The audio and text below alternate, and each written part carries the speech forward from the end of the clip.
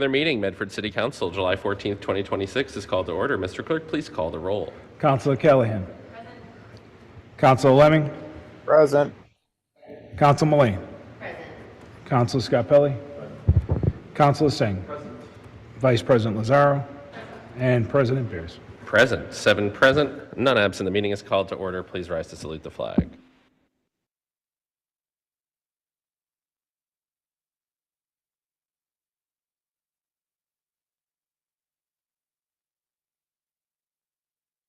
Announcements, accolades, remembrances, reports, and records. And we'll do this how we've been doing it, which is we'll have a motion to join and approve. The records of the meeting of June 23rd, 2026 were passed to Vice President Lazaro. Unfortunately, I have to motion to table these records. On the motion to table the records of the meeting of June 23rd by Vice President Lazaro, seconded by Councilor Callahan. Mr. Clerk, please call the roll. Councilor Callahan. Councilor Lemming. Yes. Councilor Mullane. Yes. Councilor Scarpelli. Councilor Singh. Vice President Lazaro. Yes. And President Beers. Yes, 7 in the affirmative, none in the negative. The motion passes. Records of the special joint meeting of June 24th were passed to Councilor Lemming. Councilor Lemming, how did you find those records? Find them in order. Move to approve. And we have reports of committees, 26107, offered by President Beers, Committee of the Whole, June 23rd, 2026. This was to discuss with Medford Arts Council and Arts Collaborative Medford the funding of the arts and the relationship with the city. That was before our last regular meeting. On the motion to join and approve the records of the special joint meeting and the report from Committee of the Whole by Councilor Lemming, seconded by Councilor Singh. Mr. Clerk, please call the roll. Councilor Callahan. Yes. Councilor Lemming. Yes. Councilor Mullane. Yes. Councilor Scarpelli. Councilor Singh. Vice President Lazaro. Yes. And President Beers. Yes, 7 in the affirmative, none in the negative. The motion passes. Motions, orders, and resolutions. 26127, offered by President Beers. Order to elect Laurel Siegel as City Clerk effective August 10th, 2026. Whereas the Medford City Council has the duty and requirement under Section 2-7 of Chapter 30 of the Acts of 2025, the City Charter, to, quote, elect a city clerk to serve a term for up to 3 years. Now, therefore, be it ordered by the Medford City Council that we appoint Laurel Siegel as the city clerk of the City of Medford effective August 10th, 2026 for a term to expire on August 1st, 2029. Any discussion by members of the council? Vice President Lazaro. Just very excited to move to the next phase and welcome Laurel Siegel to our team, and just happy to be pushing forward, and I'm just very excited. Great. Laurel is here tonight. Laurel, if you'd like to say anything, we welcome you to the podium. Thank you. I appreciate the confidence in me, and I'm really looking forward to diving in and working with all of you. Thank you, Laurel. I just wanted to say thank you, and we're really excited to work with you. And once we're done here tonight, I will be in touch with you and Acting Clerk Alicio to talk about the next steps and transition for August 10th, 2026. Sounds great. Great. All right. Any further discussion by members of the City Council? Seeing no hands and nobody else in the chamber, I will take a motion. On the motion to approve the order by Councilor Singh, seconded by Councilor Callahan. Mr. Clerk, please call the roll. Councilor Callahan. Councilor Lemming. Yes. Councilor Mullane. Yes. Councilor Scarpelli. Yes. Councilor Singh. Yes. Vice President Lazaro. And President Beers. Yes, 7 in the affirmative, none in the negative. The motion passes. Congratulations, Madam Clerk elect. Thank you so much. I appreciate it. Clerk Siegel elect. That will be the first and last time I make the mistake. All right. On the next paper, paper 26128, resolution to inform residents regarding the July 21st and July 30th MBTA bus redesign Medford meetings by Council President Beers and Councilor Singh. Be it resolved by the City Council that the MBTA is holding important meetings on July 21st and July 30th regarding the bus network redesign proposals. Please attend and share with others because it's an opportunity to save Route 94. The meeting information is available below. There are links on our online agenda. In addition, the public comment period ends August 5th, 2026. Please send your comments by email to betterbusproject@mbta.com and send your comments by mail to Better Bus Project Team, 45 High Street, Floor 5, Boston, Massachusetts, 02110. Councilor Singh. Thank you, President Bears. You've read the important part that we have meetings in Medford on July 21st and July 30th. It's really important for our community that folks know about it, that folks show up. And I hope the administration gets the word out to residents, particularly in Hillside and West Medford, about these meetings. 2 years ago, or a few years ago, might be more than two, we saved bus route 80. This is our chance to save bus route 94, which a lot of people rely on to get to work. The MBTA is looking at 3 different options in addition to the status quo plan. Really, it's option B that would save Route 94 and better service the city. A few of the other options would increase frequencies to some areas of the city, but actually take away service from others too. And I would really encourage all residents to write in to the MBTA to send their comments to busproject@mbta.com. I'd encourage folks on the council to write letters as well. Thank you, Councilor Sang. And the July 21st meeting is virtual, and the July 30th is an in-person open house here at Medford City Hall. On the motion of Councilor Singh to approve, seconded by Councilor Callahan. Councilor Callahan. I was just curious if, I know you mentioned that you hope that the administration does inform residents in particular areas. Do we want to amend this to ask anything of the administration, that they use their text messaging, that they, like, is there anything in particular that we would like to request? Councilor Sang. I'd be open to that. We did make a bunch of requests in our last resolution on this, including having the MBTA have meetings here in Medford. I'd say request that city administration reach out to residents by all available means, including phone call, like robocall, text message, email, and flyering. I would very much appreciate that amendment. Thank you. Given the timing of responses we're getting from the administration, I would also suggest directly contacting the administration with that request. It may get a faster response than our resolutions, and the response is delayed.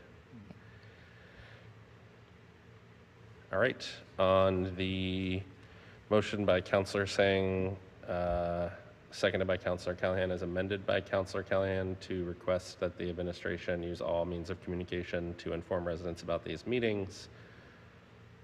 Any further discussion by members of the council? Seeing no one in the chamber and no hands on Zoom, Mr. Clerk, please call the roll. Councilor Callahan. Yes. Councilor Lemming. Yes. Councilor Mullane. Councilor Scarpelli. Yes. Councilor Singh. Yes. Vice President Lazaro. And President Beers. Yes, 7 in the affirmative, none in the negative, the motion passes. 26129, offered by Councilor Callahan, resolution to investigate auto pay option for residents paying city bills. Whereas the city of Medford seeks to provide high-quality, accessible, and convenient services to its residents, and whereas many residents increasingly prefer electronic payment methods and automated payment options for recurring obligations, and whereas automatic payment auto pay programs can help residents avoid missed payments, late fees, and administrative burdens associated with managing paper bills and payment due dates, and whereas auto pay options may also provide administrative efficiencies, improve payment compliance, increase the predictability of revenue collections, and potentially provide financial benefits to the city through earlier or more consistent receipt of payments. And whereas many municipalities in Massachusetts offer residents the ability to enroll in recurring automatic payments for taxes, utility bills, and other municipal charges, now therefore be it resolved by the Medford City Council that we request that the mayor, finance director, treasurer, collector, and other appropriate staff evaluate and report on the feasibility of offering an automatic payment auto pay option for city bills, including and not limited to real estate taxes, personal property taxes, and water and sewer bills. And be it further resolved that such a report include whether the city's current payment systems, vendors, and financial infrastructure support recurring automatic payments directly from residents' bank accounts and/or credit cards, any legal, administrative, technological, contractual, or financial barriers to implementing such a program, estimated implementation costs and ongoing operational costs, and whether the city could realize an additional investment or interest income from residents voluntarily making payments prior to statutory due dates, and if so, such an estimate of such revenue. Councilor Callahan. Thank you so much. I'm tempted to table this. So I wrote this after going multiple times to the treasurer's office to pay my own property taxes, asking each time about auto pay options, being told multiple times that it was not possible. The city cannot do auto pay. And of course, talking to my bank, but I also then went to City Hall Systems. I went through the website where you can do electronic payment. I went to City Hall Systems. I signed up. There did not appear to me to be any way to set up auto payments for the city of Medford, because as soon as I selected Medford, that those auto payment things were missing. But the reason I'm tempted to table is because there is a resident who swears that they are auto paying through that system. So what I think I would like to do is to table this for now, but it's not a motion quite yet because I want to hear if there are any other comments. I will talk to the resident, I will talk to the staff, because potentially, if it is in fact possible, potentially what we really need is to request that the staff be retrained, because residents should not be asking about auto pay and told that it's impossible. So I may end up changing what this resolution says depending on a little bit of further research, but I do want to see what other city councilors have to say before I make a motion to table. Any further discussion by members of the council? Seeing none. Do you have a motion? I do move to table it. On the motion to table by Councilor Callahan, seconded by? Seconded by Vice President Lazaro. Mr. Clerk, please call the roll. Councilor Callahan. Yes. Councilor Lemming. Yes. Councilor Maling. Yes. Councilor Scarpelli. Yes. Councilor Singh. Yes. Vice President Lazaro. And President Beers. Yes, 7 in the affirmative, none in the negative. The motion is tabled. 26063 offered by Councilor Lemming. Resolution to update the ordinance establishing the Medford Commission for Persons with Disabilities. Be it resolved by the Medford City Council that we update the ordinance establishing the Medford Commission for Persons with Disabilities. There is ordinance language attached. I will recognize Councilor Lemming.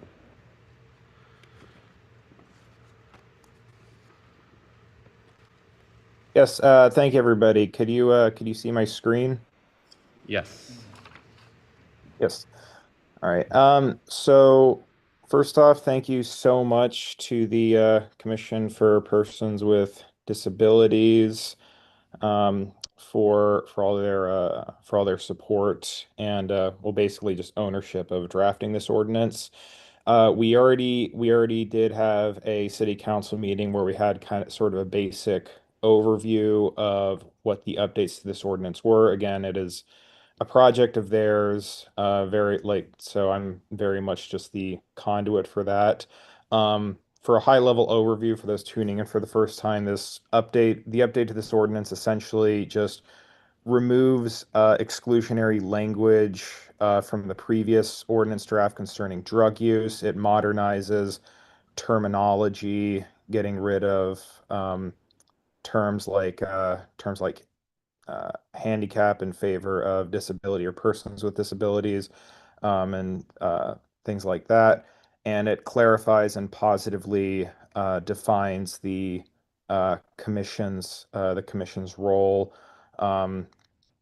So, it gets rid of phrasing such as like addressing problems of the disabled, and just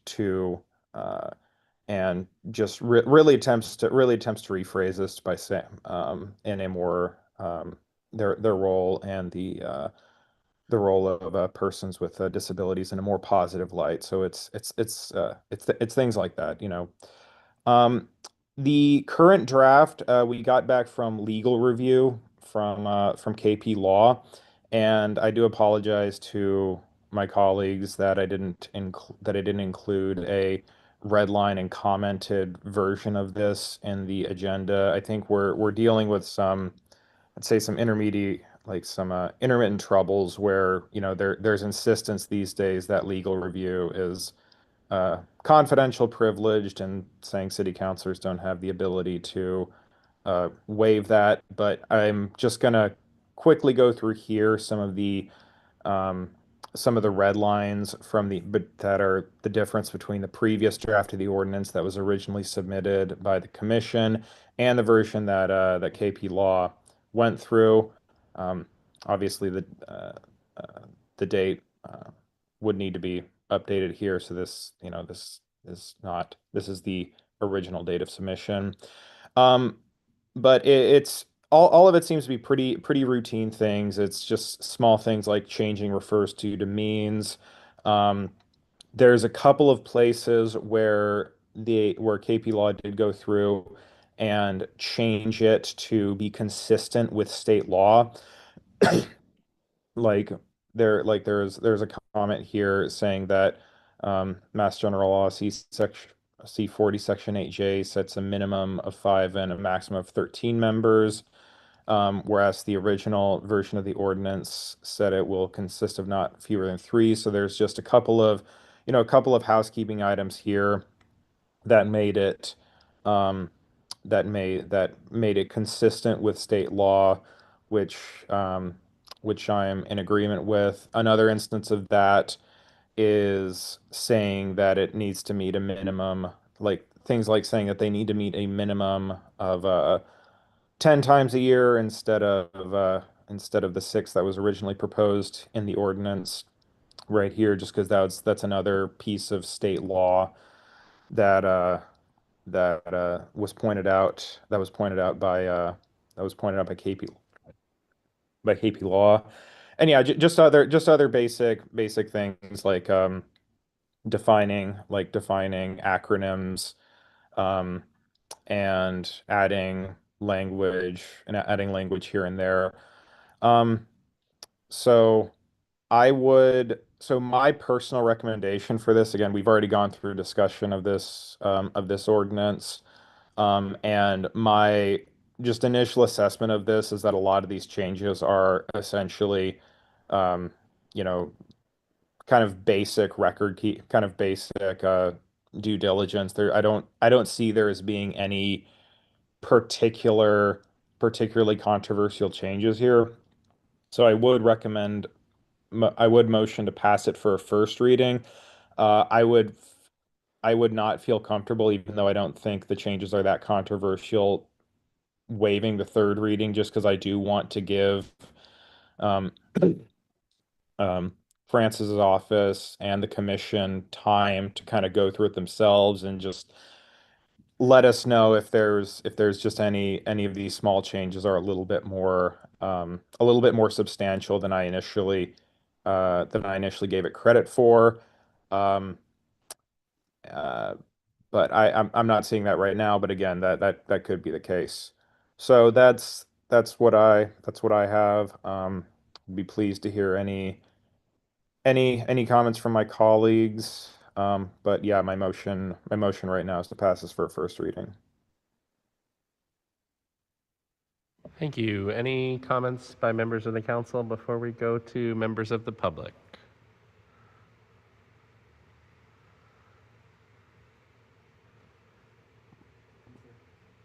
Seeing none, thank you, Councilor Lemming, and thank you to the commission members for working on updating this ordinance. I really look forward to getting this done for our community. I think it's a very good update, and I appreciate all the diligence that went into it. We will go to either members of the commission or members of the public who would like to speak on this item. You can come to the podium here in the chamber or raise your hand on Zoom. Give me 1 second. I see we have Nick from our Office of DEI. Nick, I'll recognize you first as a member of our city staff.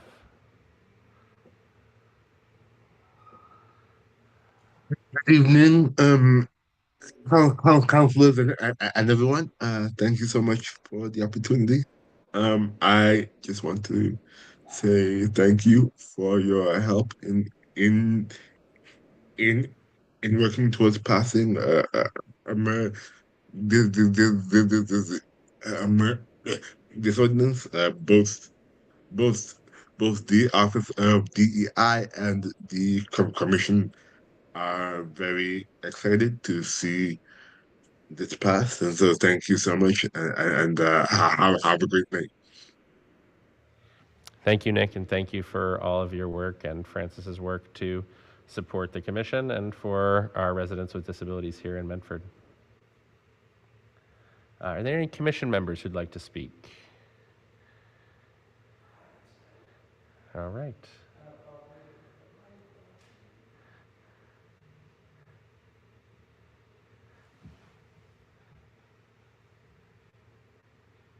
Hi, Anthony. A little bit to your right. Perfect. There we go.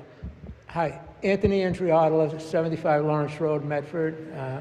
I'd like to start off by thanking Councilor Lemming for bringing this revised ordinance forward, and thanking the City Council for taking the time to allow us on the Disability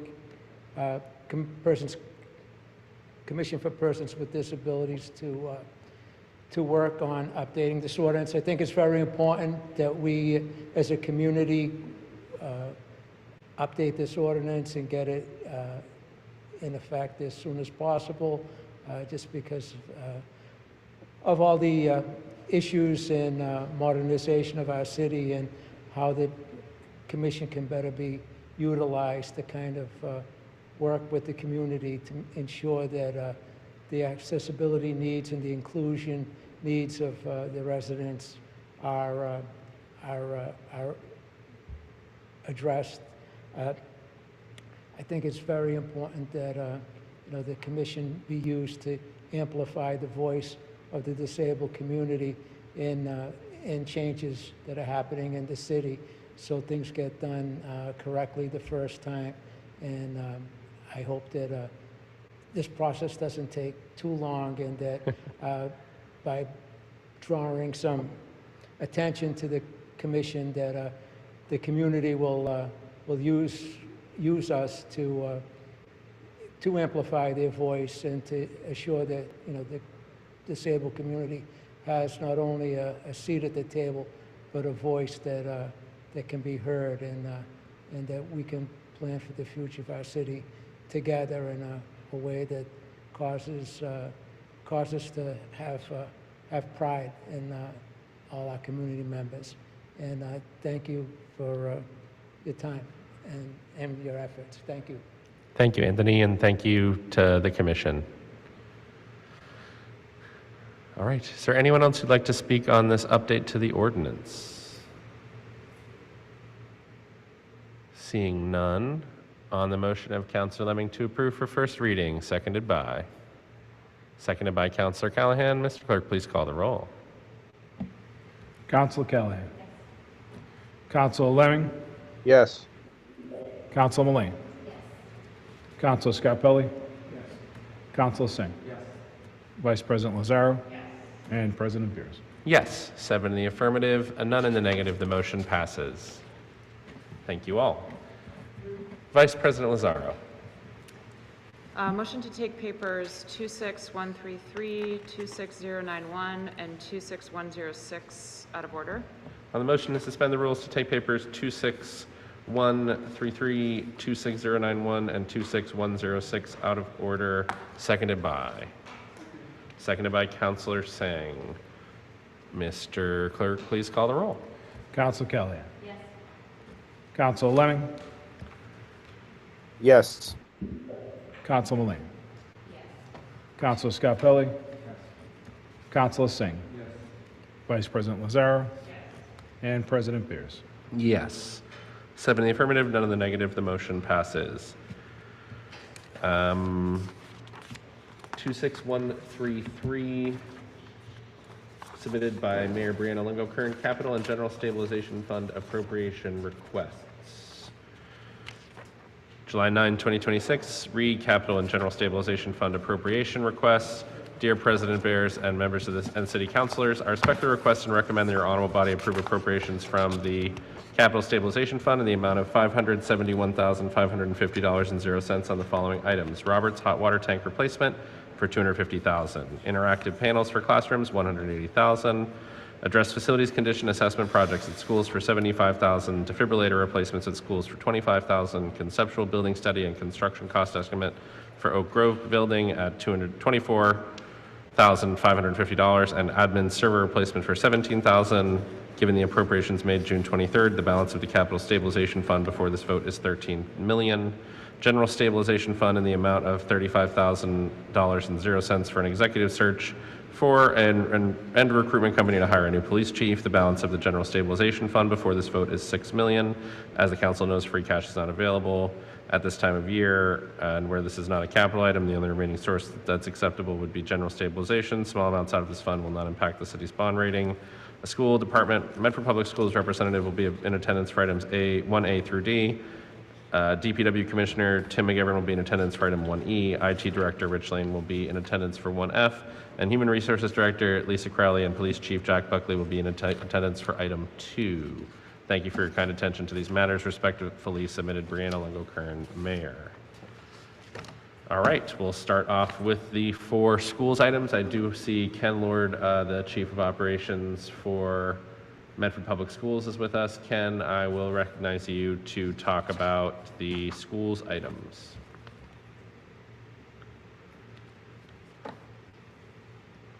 Yes, thank you, Chairman. So these are some items that were in our operations budget that we are requesting to move to the capital stabilization. This was an effort to reduce the school's overall budget to meet our budget needs. These are a variety of capital projects that we need to move forward with as soon as possible.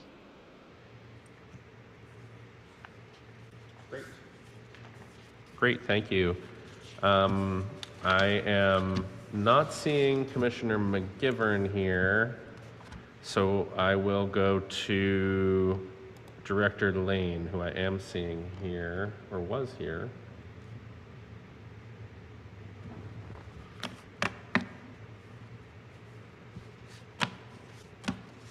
All right, I don't see him either, so I'll go to Lisa, Director Crowley.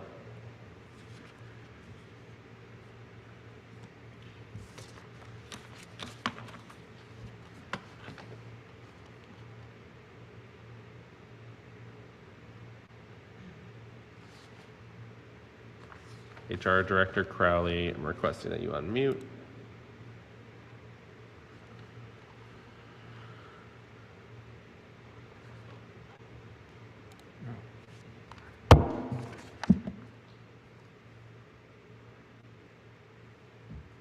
All right.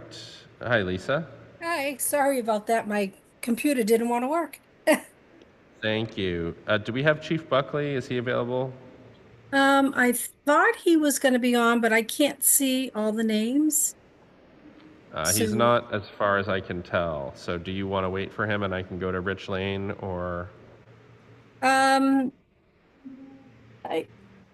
can answer any questions that you have. If the chief comes on, he can chime in. Sure. So this is for the executive search and recruitment company to hire a new police chief. Could you tell us a little bit more about that? Sure. So as you may or may not know, or by now you do, our police chief, Buckley, is retiring at the end of the year. And in order for us to find the best qualified candidate to replace him, we would are requesting to do a national search with a search company. Typically, this is a position that we would go outside to try to fill. It's going to take a lot of time, at least 4 months to find somebody. And it's not something that my office could handle on its own. However, we will be the point of contact and we will be involved in every phase of the process. Pretty much there's like 4 or 5 phases that we typically go through for a position like this. First would be a position assessment that we would do that we believe is most appropriate for the city of Medford.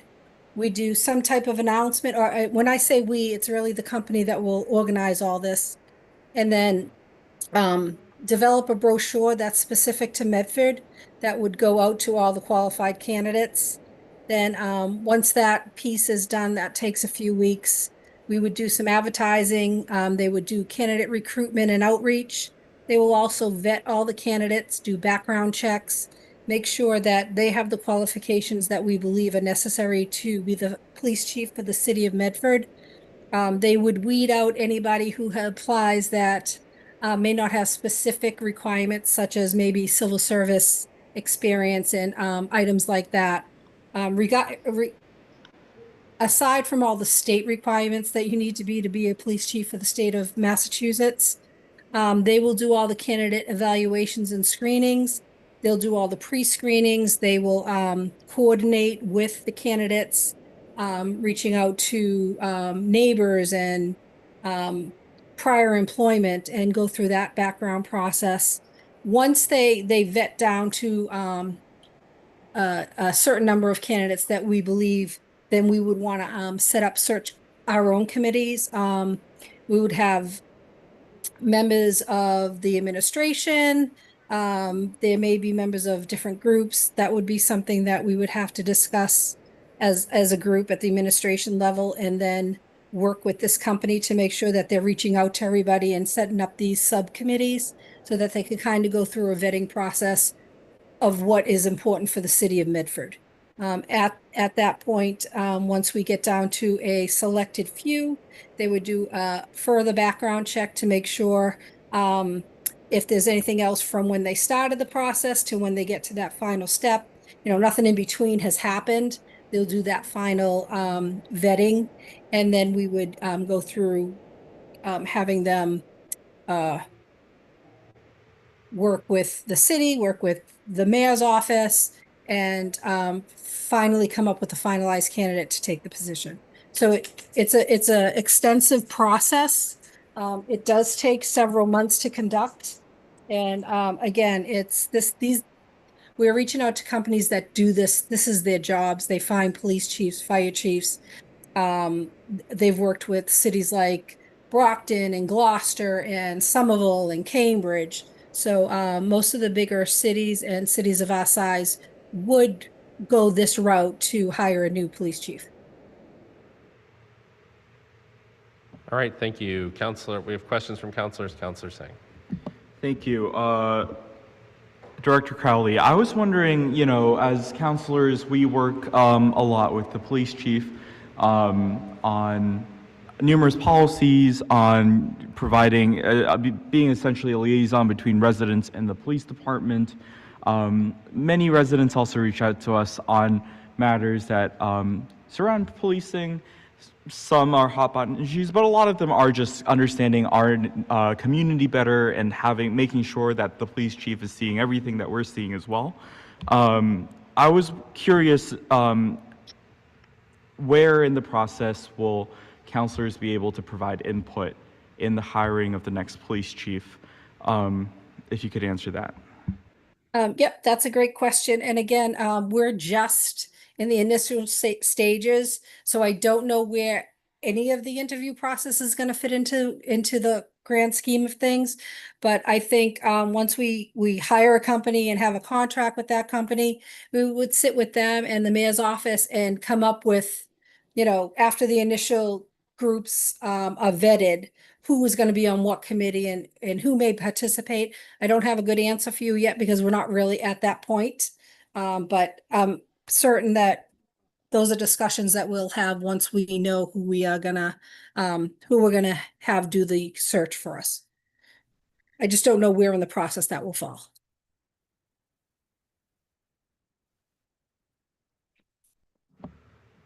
All right, Counselor Mullane. Thank you, Director Crowley. Just a quick question.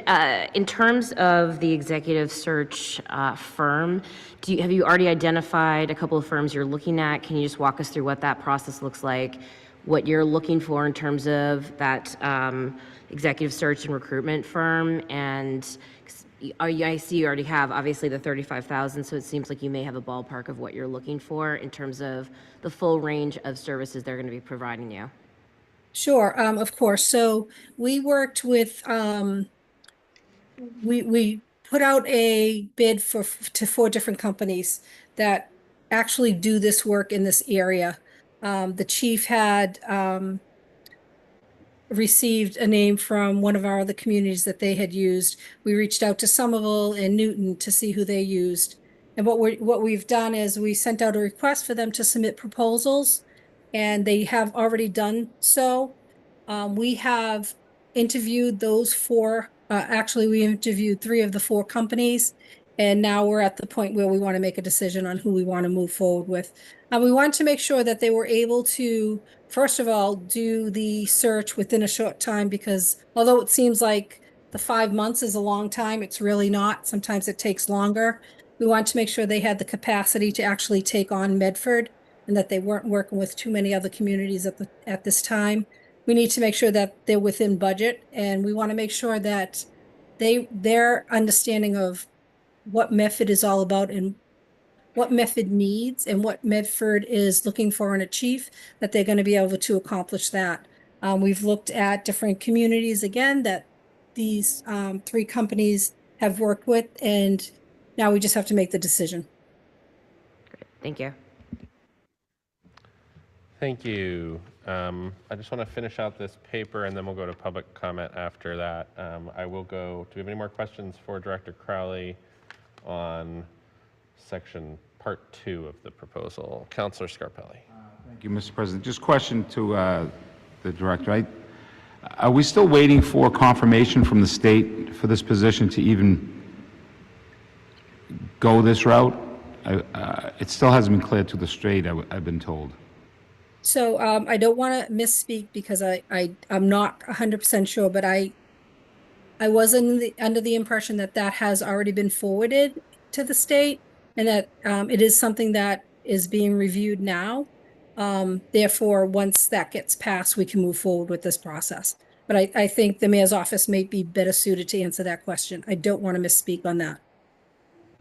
So Mr. President, if this hasn't been moved forward yet and hasn't been approved, I don't know why we would approve any funding for it. So This is the home rule petition that we approved about 6 months ago. we have, but it hasn't been. I know, but it hasn't Right, been. but the State House hasn't yet. Right. So Okay, until we get great. that approval, I don't feel comfortable voting for it. So thank you. All right. Thank you, Councilor Scarpelli. All right. Let's go to the admin server replacement for $17,000. We have Rich Lane. Rich, could you tell us what this is? I can. Basically, the admins runs basically our financial package for the whole city. So all of our finance is done through it. We're looking to move away from that. We're evaluating other products under another project. So the problem is, you think once you get a new product, you just go on to that.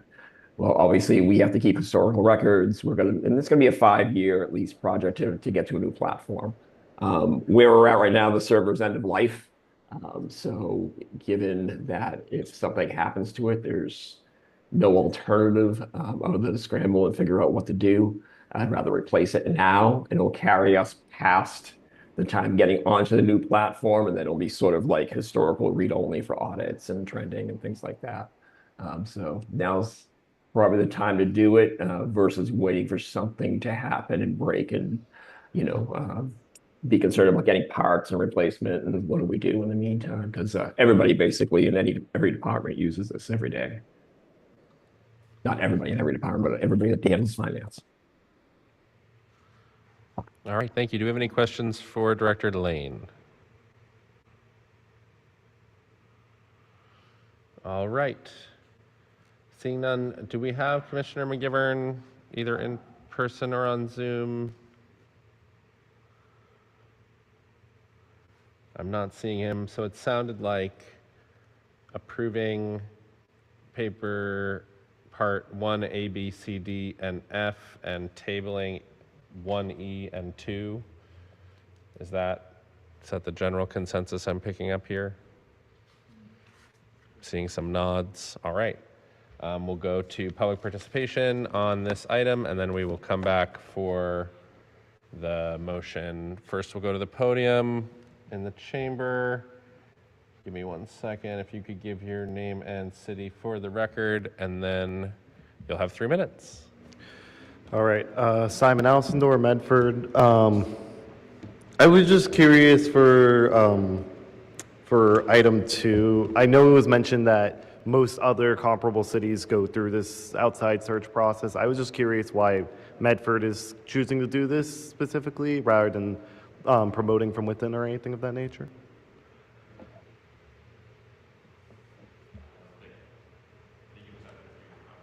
Oh, okay. That was my only That's question. it. I'm not sure exactly why. The mayor did propose about 6 months ago that this move from civil service to being a non-civil service position, and said that was negotiated with the police officers. Okay. Yeah.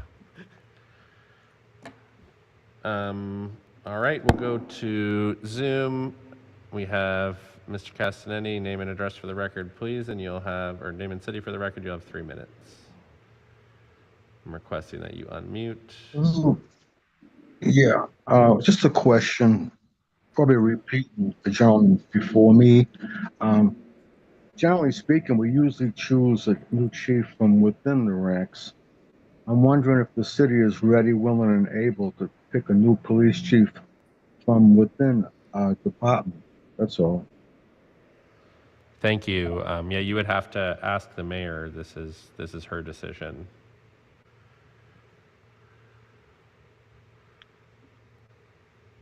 All right, and we'll go back to the podium. Name and address, and you'll have 3 minutes. Ralph Klein, 172 Park Street in Medford. I'm wondering why we are going out of the city. And if they do go outside the city and have this search done, will the Medford police officers or surrounding communities go to the top of the pile to be looked at ahead of everybody else? Because these people have worked to get promoted and work their way up the ranks. They've been in Medford, they know Medford. I think it's crazy. I don't want to see the same fiasco we went through with the fire chief and that whole thing, civil service and I can do this and I can do that. I mean, it's crazy what you're doing. I think you should wait and find out what the rule is before you appropriate any money for any search until you know what the rule is and what everything's going on. Nobody's answered any questions tonight. There's really no answer. We're planning to table it, and okay, the decision, this was put before us by the mayor. We don't have any more information than you have and what you heard tonight. I know, but until we have more information, or you have more information, I think you should table it. We are planning to do that. Okay. Councilor Scarpelli. Thank you. Just so the public knows, this negotiation was part of the process with the rank and file. The police officers are the one that said, we'll settle this contract if you do this, this, and this. So this is they the ones that put it out there. I personally wouldn't have, but my question is, yeah, are they generally just removed because of this action? In other words, can an officer who's in the Medford Police Department? No, I don't think any. I think it'll be open for everybody. It's an option to open it up for everybody, so our officers will still have an opportunity. Okay, So I want to make sure that's in there, you won't be because, locked out, so. like I say, these officers have worked in the city, they know the city better than anybody else, so to see them move up, not be removed just because we're going through a big process of looking around, and like I say, the fiasco with the fire chief. I remember, you're right. Oh, I know you all do. Yeah. And that's why I'm up here. Yeah, thank you. Thank you very much. Stay at the podium. Name and city, you'll have 3 minutes. Micah Kesselman, 499 Main Street, Medford. I just wanted to remind people, because of the questions we just had, and Councilor Scarpelli sort of answered them just a minute ago. But yeah, to be clear, like the mayor petitioned to remove this seat from the civil service requirements. 6 months ago, like you guys were saying, and it is pending approval at the state legislature. But I do think it's worth recognizing that this highlights an issue with that, which I pointed out then, and I'll continue to be vocal about this, that effectively this converts the chief of police into an at-will employment position, which in terms of the executive authority and power that the mayor has in this city has some ramifications and repercussions, and it's not like a great thing. So, I mean, whether or not the police union was cool with it, like, great. I don't, few unions I care as less about than the police union, but there's some like real practical concerns for just the way that our city government is managed by having this seat not regulated as a civil service position. And I think that the confusion and concerns here tonight really highlight that. So such that it's a possibility, I really encourage us to the city to revisit that decision and maybe not go through with it and have further conversations with the staff and the working folks over at the police station to see what, why. So, yeah. Thank you. Seeing no more comment on the motion of Councilor Singh, seconded by Councilor Scarpelli, to approve 1A, B, C, D, and F, and table 1E and 2. Mr. Clerk, please call the roll. Councilor Kelly. Yes. Councilor Lemming. Yes. Councilor Mullane. Yes. Councilor Scarpelli. Yes. Councilor Singh. Yes. Vice President Lazaro. Yes. And President Bears. Yes, 7 in the affirmative, none in the negative. The motion passes, so items 1A, B, C, D, and F are approved. Items 1E and 2 are tabled. We have 26091 and 26106 from unfinished business.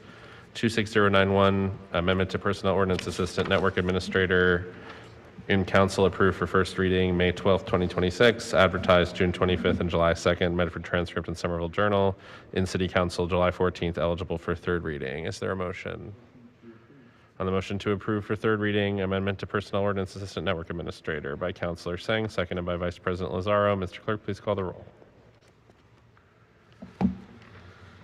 Councilor Callahan. Yes. Councilor Lemming. Yes. Councilor Mullane. Yes. Councilor Scarpelli. Yes. Councilor Singh. Yes. Vice President Lazaro. Yes. President Bears. Yes, 7 in the affirmative, none in the negative. The motion passes. 26106, amendment to Personnel Ordinance Tree Warden. Same information. That's eligible for third reading July 14th, 2026. Is there a motion? On the motion to approve for third reading by Councilor Singh, seconded by Vice President Lazaro. Mr. Clerk, please call the roll. Councilor Callahan. Councilor Lemming. Yes. Councilor Mullane. Yes. Councilor Scarpelli. Yes. Councilor Singh. Yes. Vice President Lazaro. Yes. And President Bears. Yes, 7 in the affirmative, none in the negative. The motion passes, and 26091 and 26106 are ordained. All right, that brings us back to the regular order of business. Communications from the mayor, 26125, submitted by Mayor Brianna Lingo-Kern. Main Street Quarter order to acquire easements, order of taking, and order of alteration of layout. We do have our Assistant City Engineer, Sarah Schatz, here with us with a 8-slide presentation, I think. So.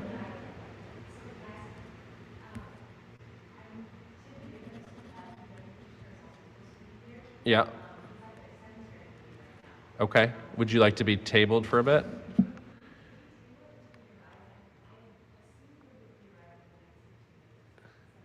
Okay. We'll take as long as we can, yes. Great. Thanks. At the request of the Assistant City Engineer, can we table this until later in the meeting? On the motion to table until later in the meeting by Councilor Singh, seconded by Councilor Callahan. Mr. Clerk, please call the roll.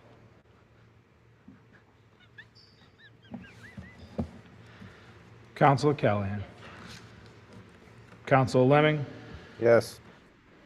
Councilor Mullane. Yes. Councilor Scarpelli. Yes. Councilor Singh. Yes. Vice President Lazaro. Yes. And President Beers. Yes, 7 in the affirmative, none in the negative. The motion passes. We'll go to 26130, board and commission appointments. We have the board and commission appointment for the Hormel Stadium Commission, Ryan O'Keefe. Submission date 7/8/2026. Do we have any discussion of the appointment? Seeing none, on the motion to approve by Councilor Singh, seconded by Councilor Mullane. Mr. Clerk, please call the roll. Councilor Callahan. Yes. Councilor Lemming. Yes. Councilor Mullane. Yes. Councilor Scarpelli. Councilor Singh. Yes. Vice President Lazaro. And President Beers. Yes, 7 in the affirmative, none in the negative. The motion passes. 2613 submitted by Mayor Brian Lungo-Kern, fiscal year 2026 year-end transfers. We have Director Dickinson here with us to talk about the year-end transfers. We did get a revised paper from Director Dickinson today. It looks like there was a $10 difference in the election salaries, $6,000 difference in the building salaries.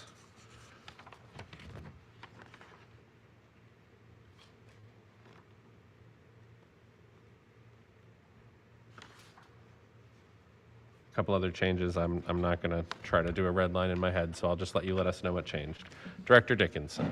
Hi, everyone.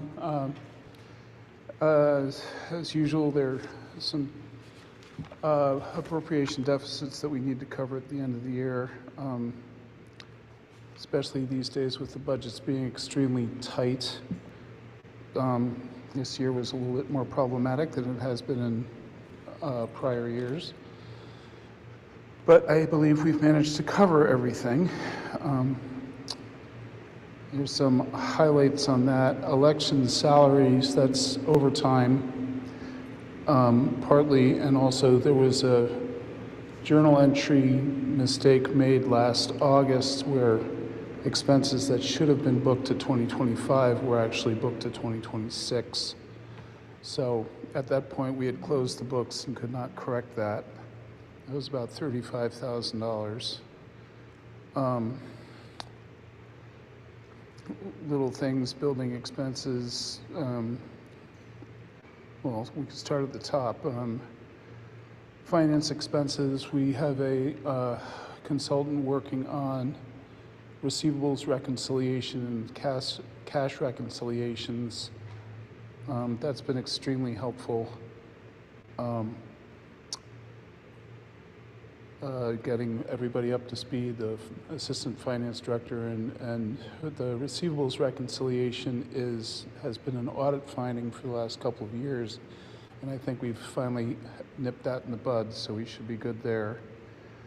I don't know why Rich's salary went over. It was $500. In any event, I talked about elections, building expenses. That's extra phone bills that we had.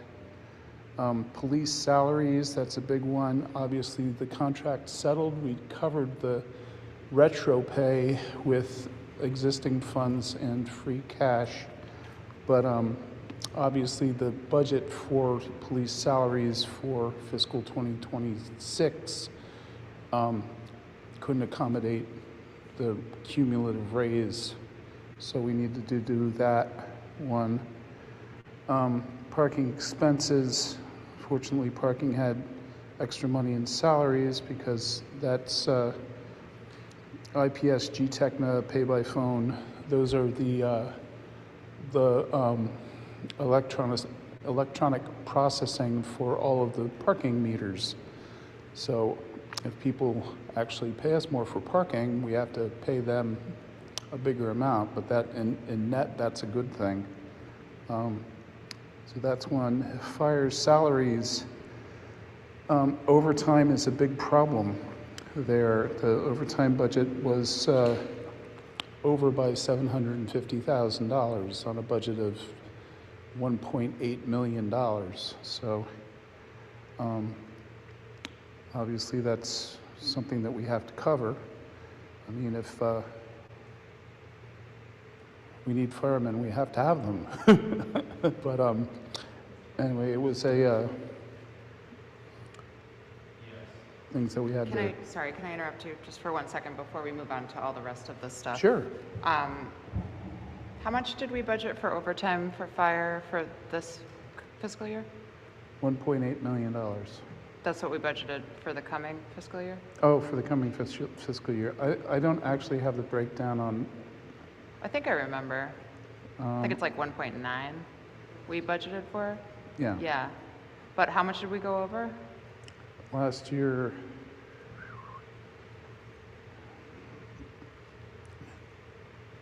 I should play the theme to Jeopardy while we're doing this. The overtime, we budgeted 1.8, it came in at 2.557. Did we make any changes that would mitigate that happening again? Well, I think we would have to talk to, have meetings with the chief. Did you have any meetings with the chief? We have not yet had meetings with the chief. Not any meetings with the chief about that? Sorry, I'm confused. Okay, so we budgeted last year $1.8 million. We spent $2.55 million.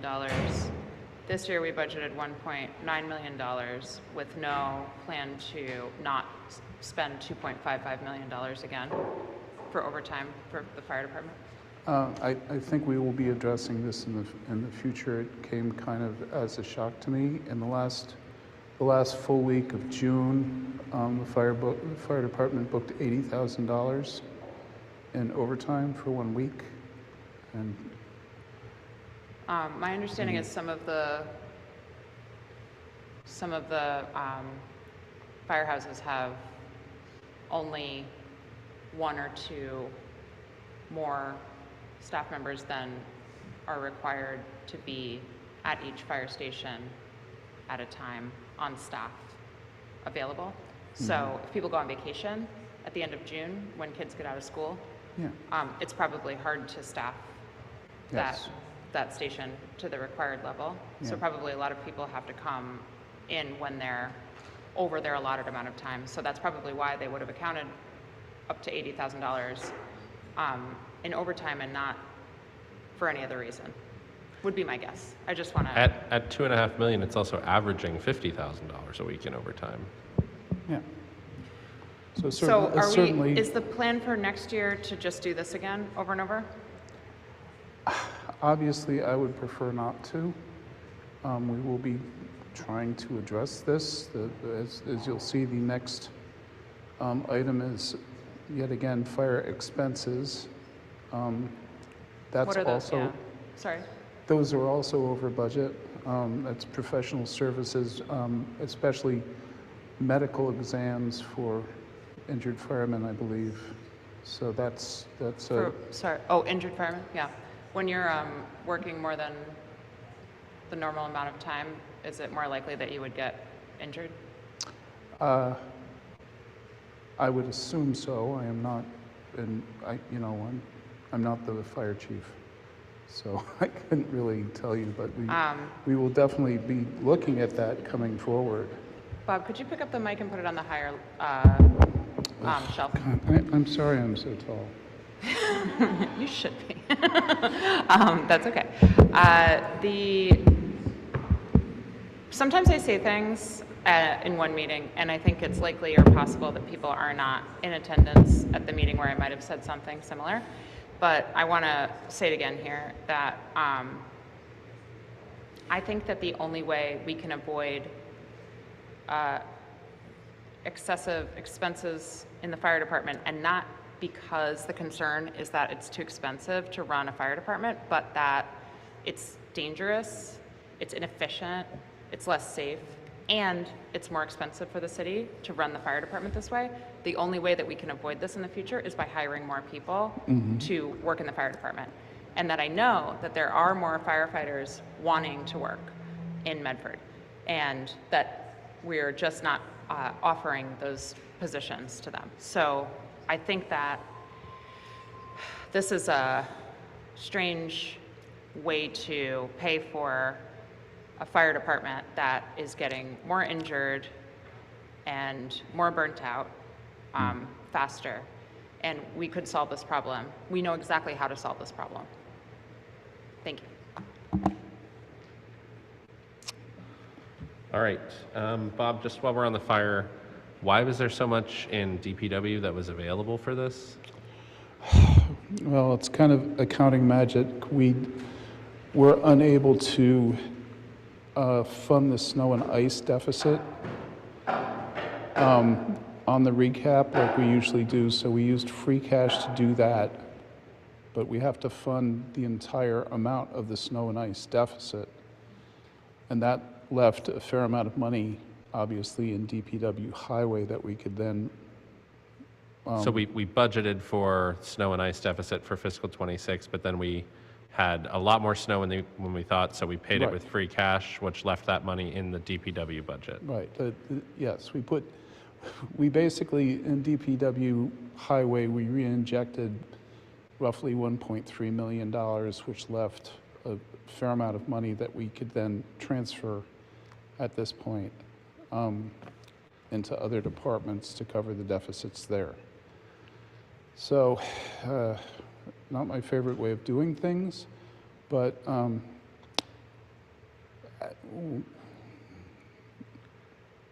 it's basically the option that I did have. So we covered snow and ice. That left money in DPW highway because we have to cover the entire snow and ice deficit, which, as I said, was roughly $1.35 million. And that left. So why, it sounds like we though maybe appropriated more free cash than was needed, if it's still available? Well, my understanding is that if we're going to cover the snow and ice deficit, we need to cover the whole Department 423 deficit, which at the time was 1.35 million. Okay. So we used free cash for that. But then the way we vote DPW highway, it's 5 different departments. Yep. So having those other departments then had excess money because of how we voted that. Okay. How much did we, so we, let me see if I can get this right. We spent $1.3 million on snow and ice removal in fiscal 26. Yes. And in the fiscal 26 budget, we appropriated some amount of funds for snow and ice. Yes, 275, I think it was. 275. Right. And then, but we then used free cash to pay all of the snow and deficit. ice. So it's really the 1.3 plus the 275 is how much was. That's Right. what snow and ice cost this year. All right. And so, I'm so the hoping- 270. I'm hoping for a calm winter next winter. Yes. But so the 275 was essentially, what you're saying is because of how the state allows the deficit funding for snow and ice deficits to work, if we were paying that out of free cash, we had to use all free cash for that. And that means that the original money that we appropriated for snow and ice was in the DPW budget after we funded the snow and ice deficit. Well, the DPW budget was, essentially what that meant is that the turnbacks from the other departments, 421, 422, 431, I have them here, 422, 429, 430, and 433 had surpluses. Okay. So, and that's voted as one budget. So when we took out the deficit in 423, those other departments had surpluses. Okay. Does that make sense? I know it's a very complicated spreadsheet, quite frankly. I guess I'm just wondering, what were the surpluses? Was it that we didn't have people in jobs? Why were the turnbacks like $300,000 and $500,000? I have not investigated that, I'm afraid. I will look into that and perhaps talk with our DPW director on why that is. But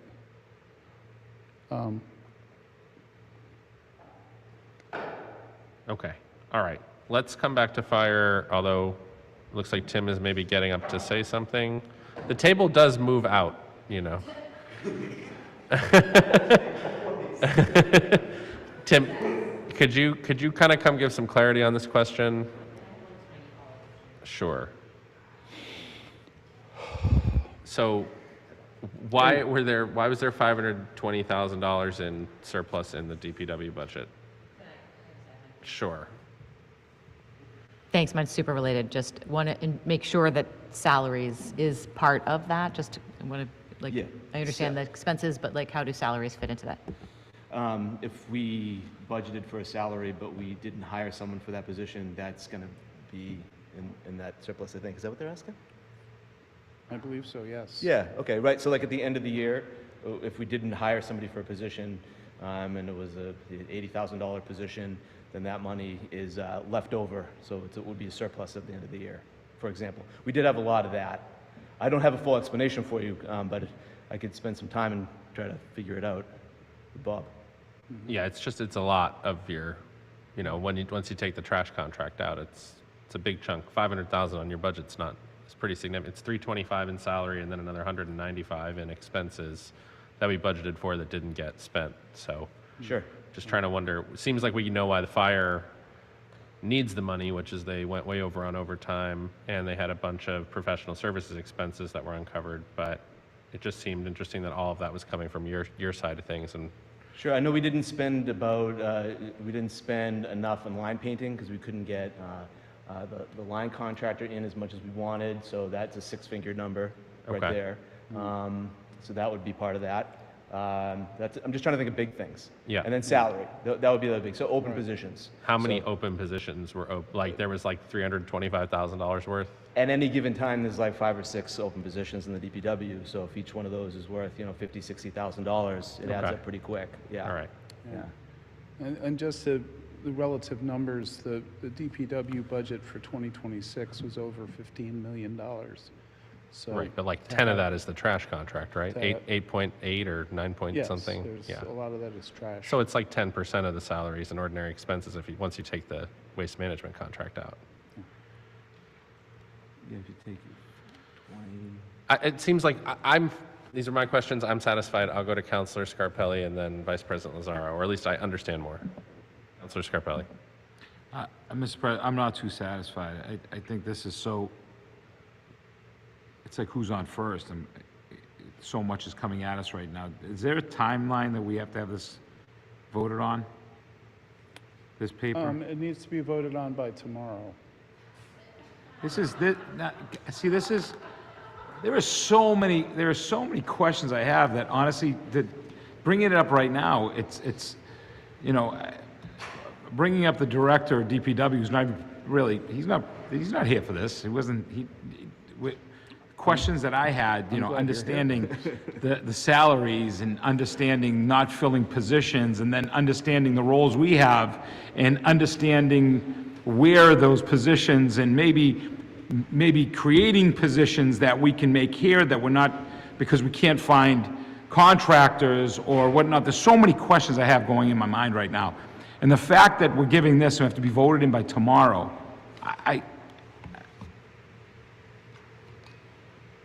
this isn't the way to do business. It just isn't the way to do business. It just, it's bad when you sit up here and you work for another municipality and you see what other sides do and how efficient, and we see when proper information gets put out there. It's very frustrating.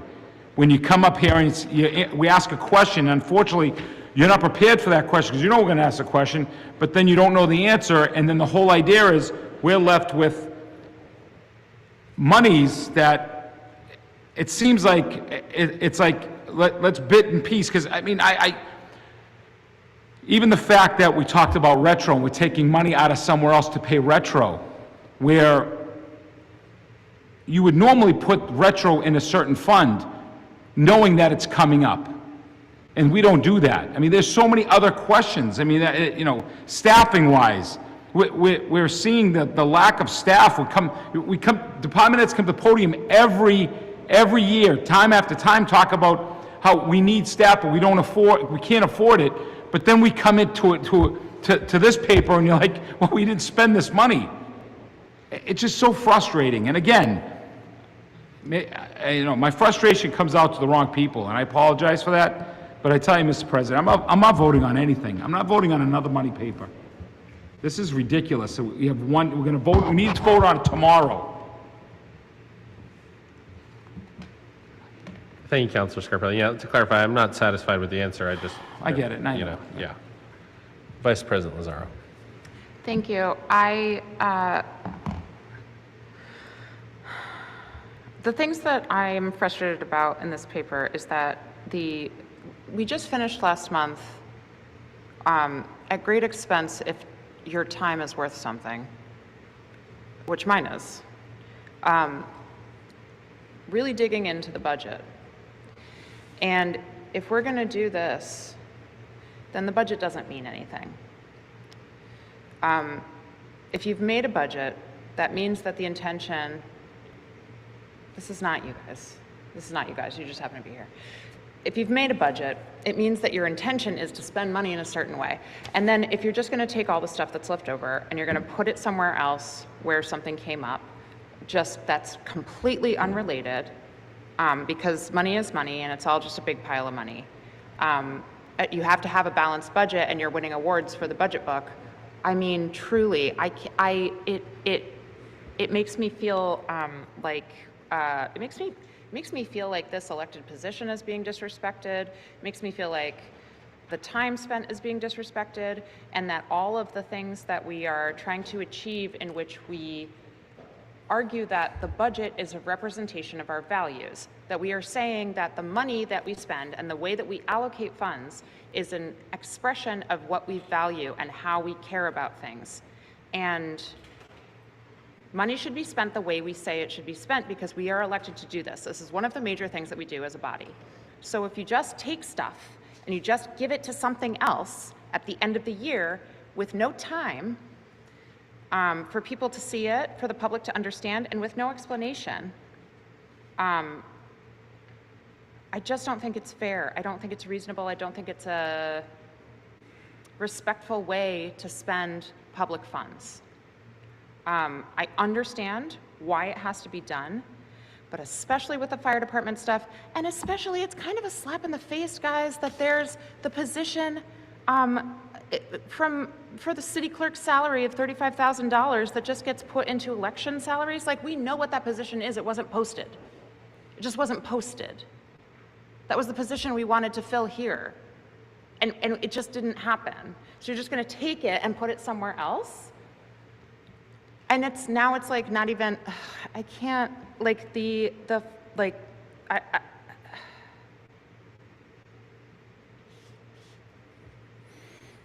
feels like thrown together. It feels last minute. It feels disrespectful. I'm especially the fire department stuff, because the next year has already happened and we have done nothing to solve a thing that we know is already happening. We know it's happening. Why are we doing a budget? Why do we even do a budget? What is the point? I could have been doing so many other things. Thank you for presenting this paper to me. I am sorry for yelling. Thank you. Yeah, I mean, what happens if it's not approved?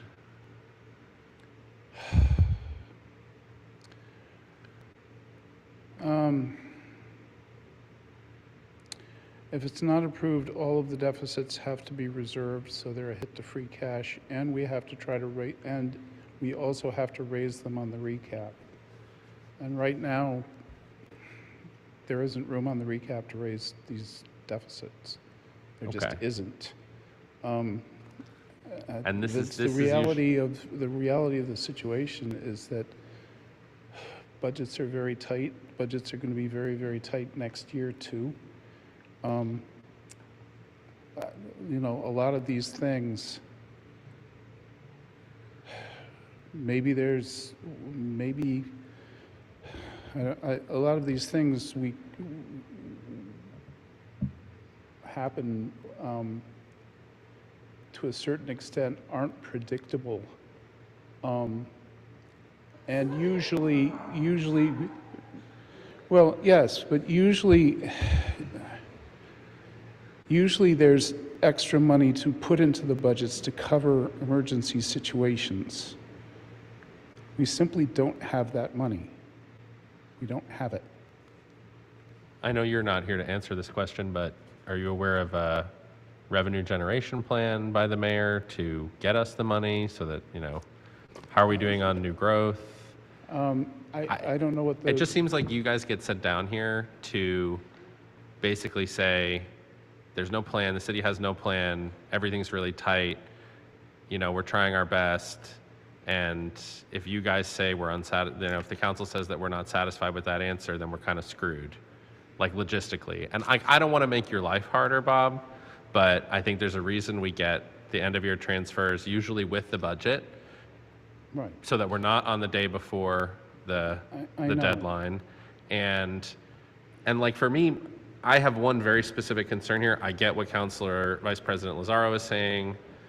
It seems like fire had a problem and they're going to continue to have a problem because there's generally like an approach that's not working. Workers' comp is really high, but like my question, and it's for Tim, is like, I was just looking at the fire, but it looks like we're taking like over $1 million from your budget, maybe like 1.2 million, like 25% of the non-trash contract DPW budget to cover other stuff. And that seems like, a really significant, that seems like something where there should be a little bit more of an understanding as to, if it was just all those positions were vacant for that much time, that's one thing, but there's, $87,000 in the parks expenses, $500,000 in highway expenses.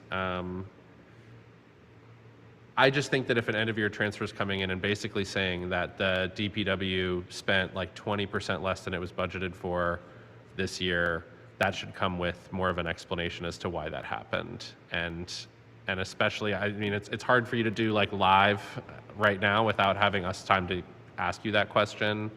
And if we had been able to ask it 3 weeks ago, we wouldn't be asking it the night before it needs to be approved.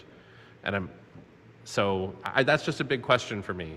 I guess I hadn't fully captured the scope of just how much is getting transferred from DPW and understanding why there was such a significant surplus and underspend in the DPW budget, in addition to the points that my fellow councilors have made. So I don't know if you guys want to talk about that, but it sounds like there's some general discomfort with going forward here, and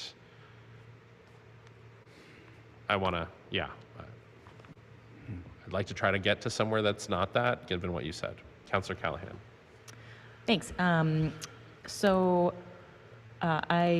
do want to just state that like city budgets are big, end of year transfers are relatively normal in some amount, in small amounts, because sometimes you can't always hire a person, and so that, but you can't predict exactly what the budget is going to be. So this is a normal process.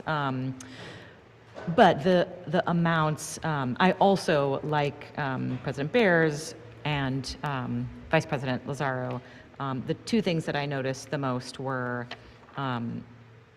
the fact that we spend so much in overtime instead of hiring for the fire department. And then I did highlight that all of these items are coming out of DPW. And to me, I would love to that seems to open up a little bit of a deeper question, which is maybe there is some reason why we were unable to hire to those positions, and I would love to understand a little bit more about that. Is it because they aren't paid enough? Like, is it a compensation problem? What is happening? If that's the primary, I understand that there's also the snow and ice, and that does make sense, but that's, whatever, 275,000 or however much it was, it's relatively small compared to the total amount being taken out. And it's the reason I asked specifically about salaries. I've been pushing for a long time to spend more in the DPW, to spend more on our roads. I think it would save our city money in the long run. Just like hiring more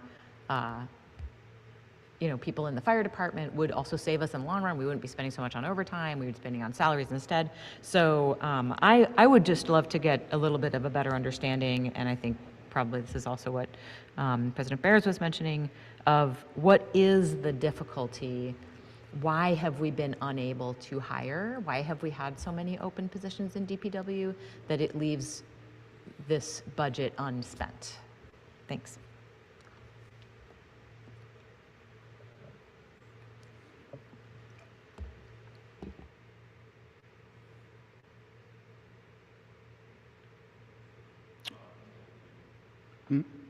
If you guys have any answers to Councilor Callahan's questions. I do not know why the fire department has not been able to. I know it's a long process to actually hire new fire and police officers, but I don't know what the holdup is or how much that would alleviate this problem. Tim, do you have anything on the larger questions around why there's so much surplusage? I mean, I can generally speak about it. I haven't had time to look at this. Sure. But I think salary is a big one. We have open positions pretty regularly in the DPW, especially when we added more positions, and then you have this effect where you have to backfill positions. So it becomes, I think I spoke to you guys a lot about it. We had like 3 positions just in highway perpetually open for a year and a half because we were promoting internally. That's what happens. We had an empty engineering office for about a year. So those are salaries that didn't get paid to people, but they were in the budget. The line painting contract, again, that's probably 6 figures worth of money that we didn't spend because we couldn't get the line painting contractor in here. This is just off the cuff. This is live, me thinking about things. I don't know what the value I'm up to already is, but it's in, it's $300,000, $400,000, just me speaking about it here. Granted, the DPW budget, which is $43 million, whatever it is, 20 of that is water that we buy, and then 9 or 10 is solid waste. But we're still a much larger order of magnitude than a lot of the other budgets in the city. So I think it can make some of these numbers look bigger than they are comparatively to the DPW budget as a whole.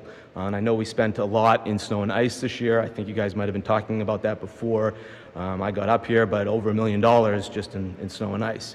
That probably factors in. Maybe you already thought of that. So anyway, anything else, I think that I would have to have some time to look at it with Bob and really dissect it. But that's what I have to offer you today. All right. Yeah, I mean, for me, I'd really like to see, if it sounds reasonable to you that there was like $500,000, $600,000 in salaries across the general fund DPW departments that was unspent, and if it sounds reasonable that there was, about $650,000 in just highway expenses that didn't get spent. It's just a lot of money. Sure. And I hear what you're saying. It's a huge budget, but you take out the enterprise fund, you take out the trash contract, it's like 5.5. Yeah. And it's a $1 million of that. So it's a big chunk of what's left after you take all of that out. Sure. Yeah, we're left $13 or $14 million or something like that in total.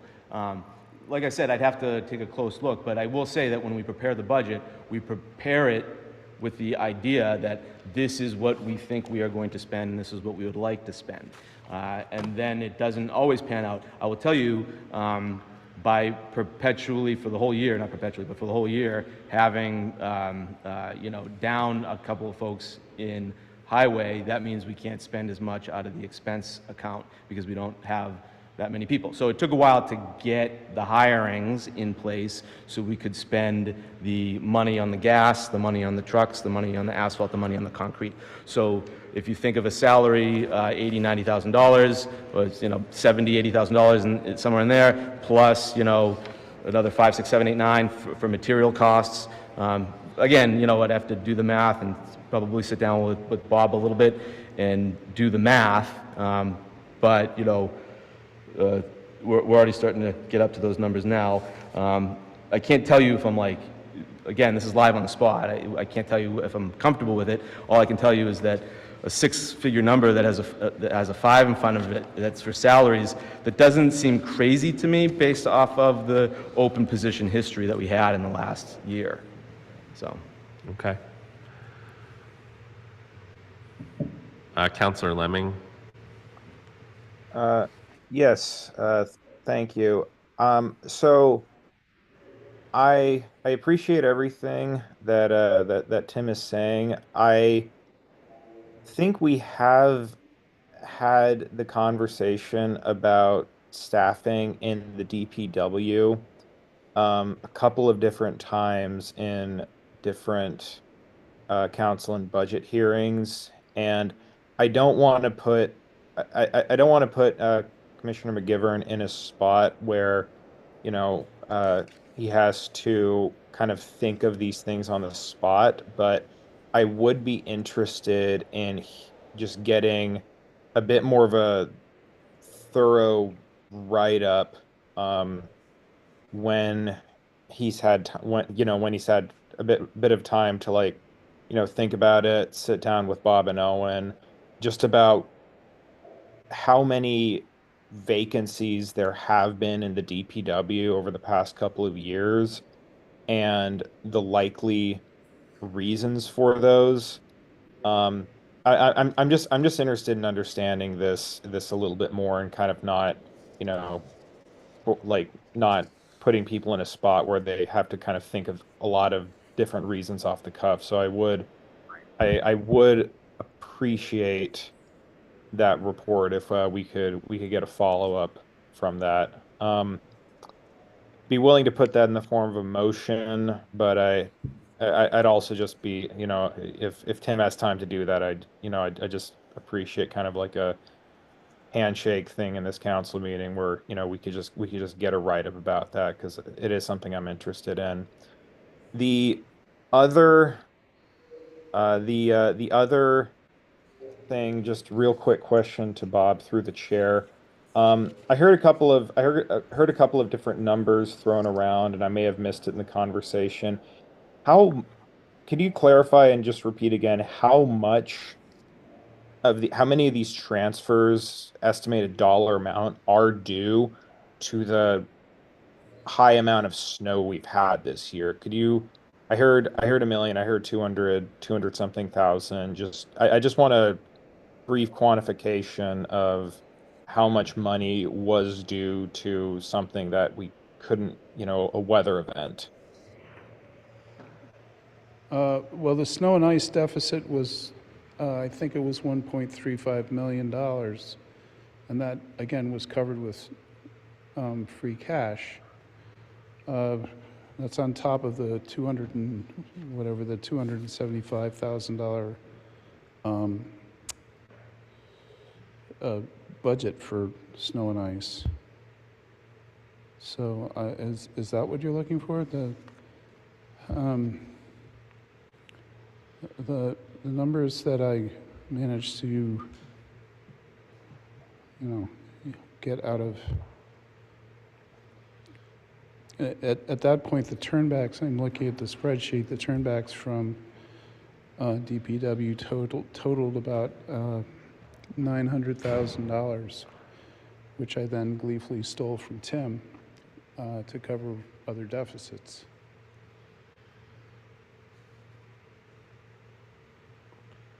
Right. I don't think the explanation is super clear on what happened there. Is it just, I don't want to belabor it, to be honest, and I don't know how the vote's going to go. I really think going forward, we need to have a better explanation, or we need to have this paper earlier. To Councilor Lemming's point, I don't think we're putting Tim in the position of coming up with these on the spot. I think the mayor's administration is putting Tim in the position of coming up with these on the spot, because Bob says we have to approve this tomorrow or we're messing up the entire recap for the next fiscal year. So, you know, that's really what happened. And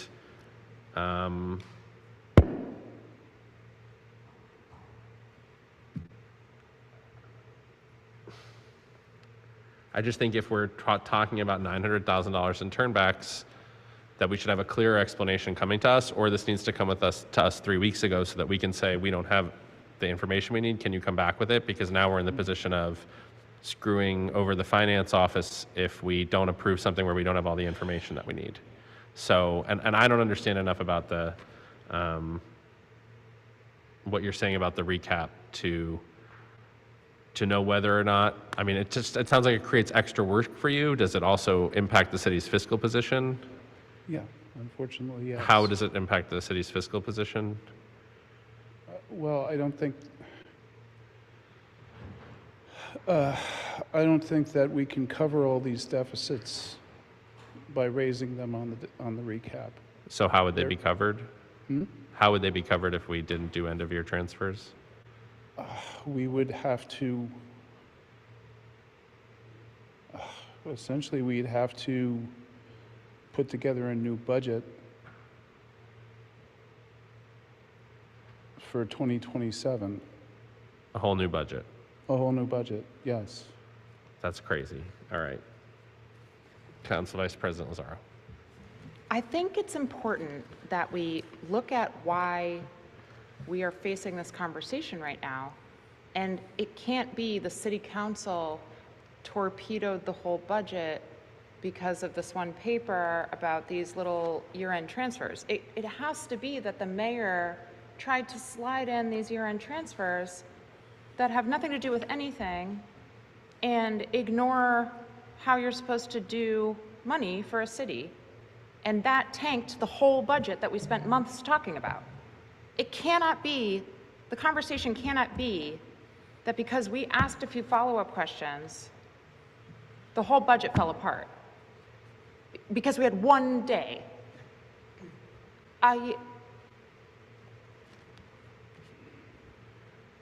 There has to be a backup plan, Bob.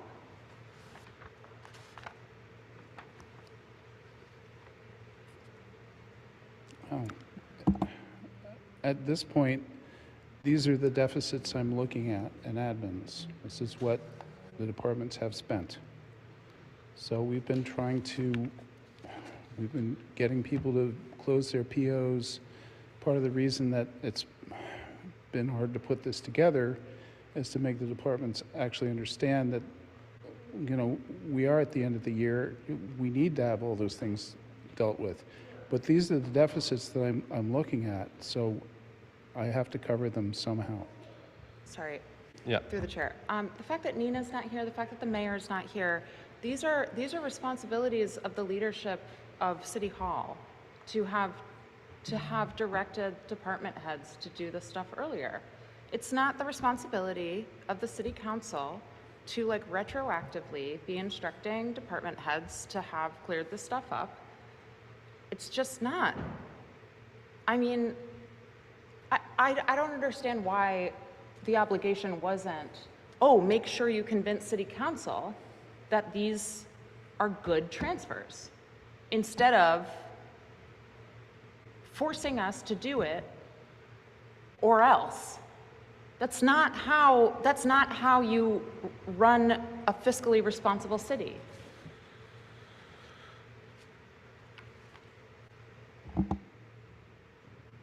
Councilor Scarpelli, then Councilor Mullane. I don't want to keep beating this, and I apologize to the two gentlemen at the podium, but you know, if you open the Globe today, the headline was something pretty alarming for the city of Medford, and something that Mr. McGivern said, and it's happened probably with every other department. We talk about the legal costs. When we talk about filling vacant positions because they're waiting to be, there were positions throughout the city that there were a process of hiring with internal, and then there were grievances, and then they had to go through the process of going through the legal processes of what the administration felt was fair or just, and then goes through arbitration, all this time, all this money, and then you realize, okay, you wasted all that time when the person that should have received that increase or that new position because it's their right, everything's relevant. We've been asking for financial breakdown of our legal finances for a reason. Then it comes up tonight, and we hear it, just maybe by accident, you hear and you see that it's all relevant. It comes back, it's one big full circle. The funding mechanism in place, because I'll have questions, like I have questions. Are these positions with fire, is part of the funding that we're paying fire back, the funding that needs to be paid for the lieutenant who was back paid for years in their settlements? Could be said for the same thing with any of the DPW or the building departments or any of the lawsuits that were put in place. These are the questions that I want to ask when it comes to papers like this, but this isn't a point or the place or the people to be asking right now, I don't think. So I hope you understand that it's all relevant. When you don't get the answer that you need and it's stonewalled, it becomes a snowball effect. And here we are tonight with the same issues in the back of my mind saying there's one factor into the other. And it just doesn't give me the confidence to say, as a representative of this community that's supposed to be the watchdog of the finances of this community, to say, did you get the answers that you wanted to say you've protected the finances of our residents?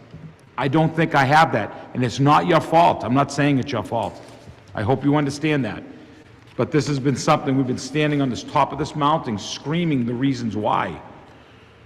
And tonight's just another example of saying, well, we don't have the answers because it is relevant, one thing to the next. So again, I don't want to keep beating this, but people have to understand the frustration that comes with this position.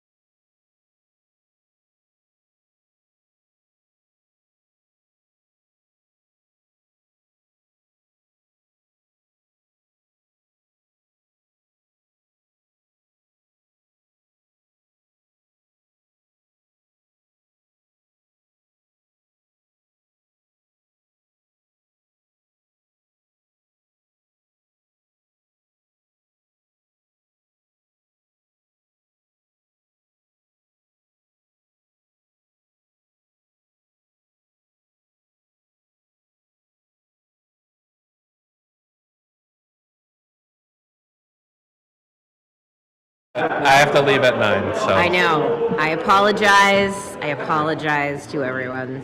It is rookie move. It is rookie move. I have to understand this better. So, When I started really digging into this, usually it's like a little bit here, a little bit there when I start digging into it. Literally, because the budget's actually tight this year. Sorry about that. I think we have it back for Councillor Mullane. Great, thank you. Director Dickinson, again, I don't want to belabor all this. I know that I have to agree with some of my other counselors here. We're seeing all of these transfers coming through and not having full explanations on them is difficult, especially since, some of it when it comes around salaries, and we had all the discussions even with librarians, like all of this just makes it very difficult. I guess if you could just explain to me, I think it was sort of asked earlier, but so I did a quick calculation. We're talking about a little bit over 2 million in transfers on a $217 million budget. Can you just explain to me how us not passing these deficits will then somehow torpedo the remainder of a $217 million budget? I guess I'm just not understanding that piece of it, that you'd have to redo the whole thing again. Okay. To get in a little bit into the weeds, we calculate the money that we have available to spend by basically doing a pre-recap. And every year I've been trying to, every year we've had I've been trying to underestimate local receipts just so we had room on the recap for things to come up. This year, we haven't done that. We've everything that on local receipts, which is the one thing that we really have some flexibility on, because we know from Proposition 2.5 what we'll get for tax revenue. We know from the assessor what he estimates new growth to be. This year it's $2.1 million. That could change. Usually if you have some slack in your local receipts, if new growth comes in less than you thought, then you can actually cover that. There are only a few places on the recap where I can adjust numbers based on the reality we face next November. If I try to put roughly $2 million additionally on the recap, the probability is the Department of Revenue will say, prove to me you can make that number. Prove to me that you think you're going to get $8.5 million in motor vehicle excise, not $7 million, which is what you got last year. If they don't accept those explanations, then they won't accept the recap. Then we have to have a new budget. Essentially, we have to vote a new budget to make the numbers work. I don't have anywhere else in the recap personally that I can see where I can cover all of these deficits. It's just partly how the municipal finance, the tax recap works. Okay. So.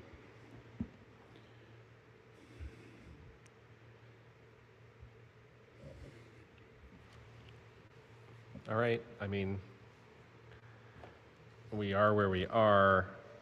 I really share the frustration of my colleagues, especially that the mayor, who never attends these meetings, and the chief of staff are not present and have left you here to take the hit for this. Do we have any more questions from city councilors on this? Councilor Singh. Not questions. I just concur with all my colleagues. I didn't want to extend this meeting too long. I know there are folks waiting. All right, do we have any motions?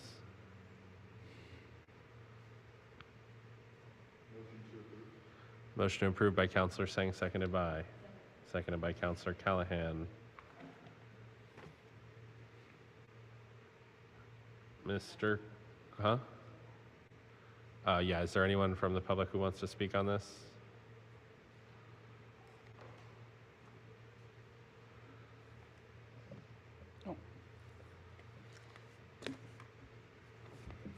Mike Assman, 499 Main Street. I'm not going to make a huge speech. I just want to point out that, you know, $1 million and some odd dollars in DPW and doing infrastructure work goes a lot farther in public safety than $1 million and some odd dollars in the cops budget. So I don't know. It's just something to, like, keep in mind. Thank you. Seeing no further discussion, is there a motion? We had the motion to approve by Councilor Singh, seconded by Councilor Callahan. Mr. Clerk, please call the roll. Councilor Callahan. Yes. Councilor Lemming. Yes. Councilor Mullane. Yes. Councilor Scarpelli. No. Councilor Singh. Yes. Vice President Lazaro. No. President Beers. No. 4 in the affirmative, 3 in the negative. The motion passes.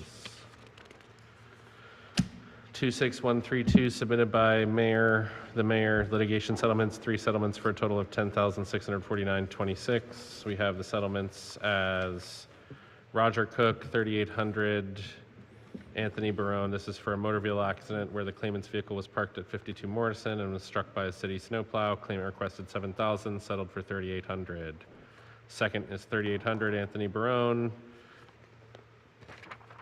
motor vehicle accident, March 4th on Fulton Spring when a city snowplow hit and scratched the vehicle. Requested and settled amount is $3,800, $42.71. Then James Lee lives on Aquavia Road where city snowplow driver pushed snow onto Mr. Lee's front yard, causing damage to his Pritchard hedges. He is requesting a reimbursement of $3,006.55 for landscaping repairs. We have Attorney Tom Lane from KP Law present. Attorney Lane, if there's anything else you'd like to add here. No, we had evaluated and they were all clear liability cases. The Roger Cook case, we settled it a little bit less because he had asked initially and put an appraisal in for $7,000 plus some change, but the book value on the vehicle was only $3,800. So that had been authorized by the mayor to make us a settlement offer, which he's agreed to accept. The other two, there were appraisals to back up the damages to the vehicles that were reviewed. They're all clear liability cases. And again, the idea was to settle those before. None of these were ever put into litigation, so no additional litigation costs were incurred. All right, thank you. Do we have any further questions or discussions for Attorney Lane?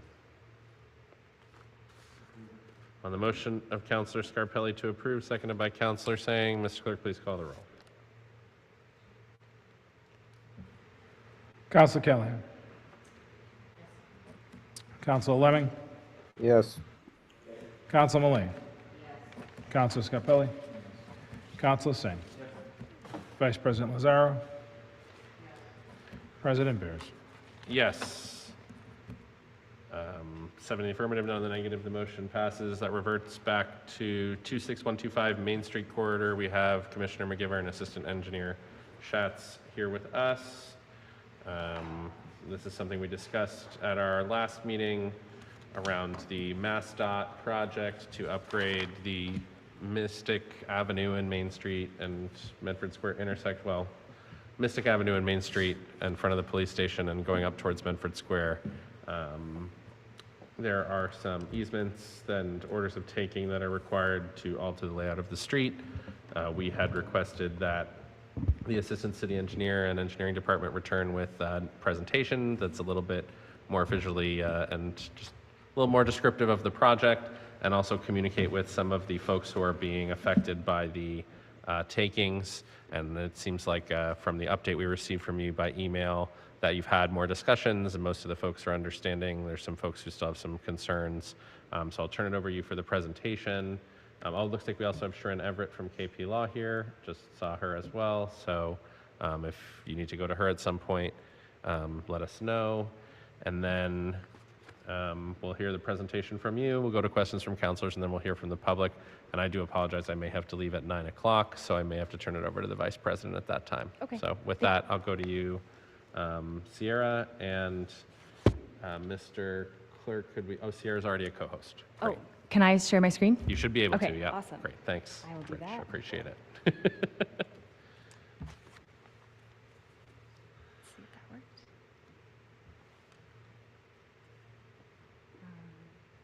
Oh, there we go. Okay. I will present. Sorry. Yeah. Oh, I think I got it. Okay, cool. Everyone can see that. Just tell me what you need. Okay. All right.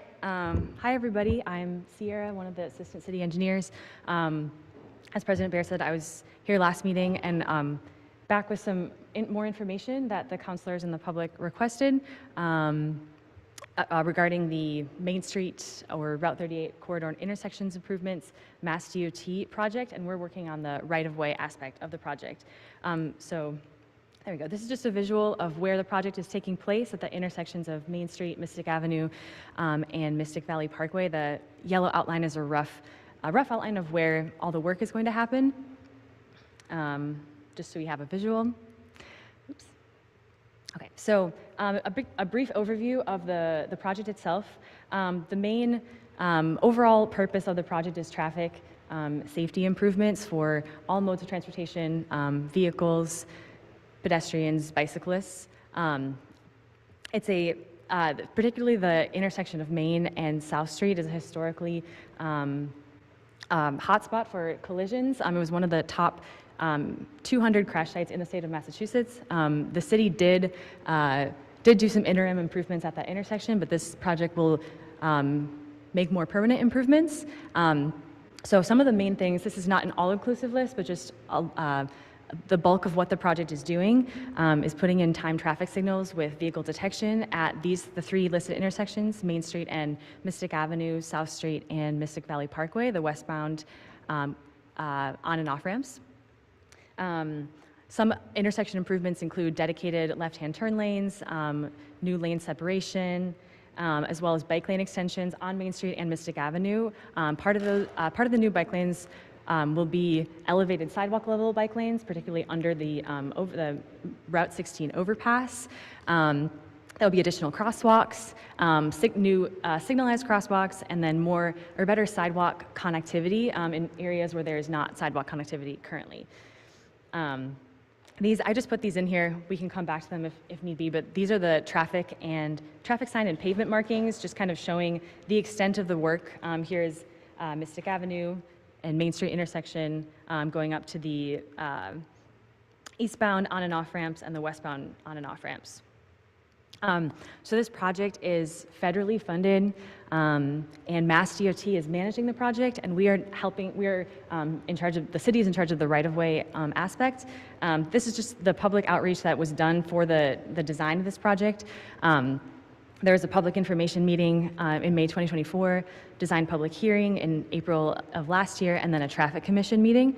And then our role in this portion has been communicating with all of the property owners that border the project area that will require easements, temporary and permanent easements on their properties in order to complete the project. So the easement process.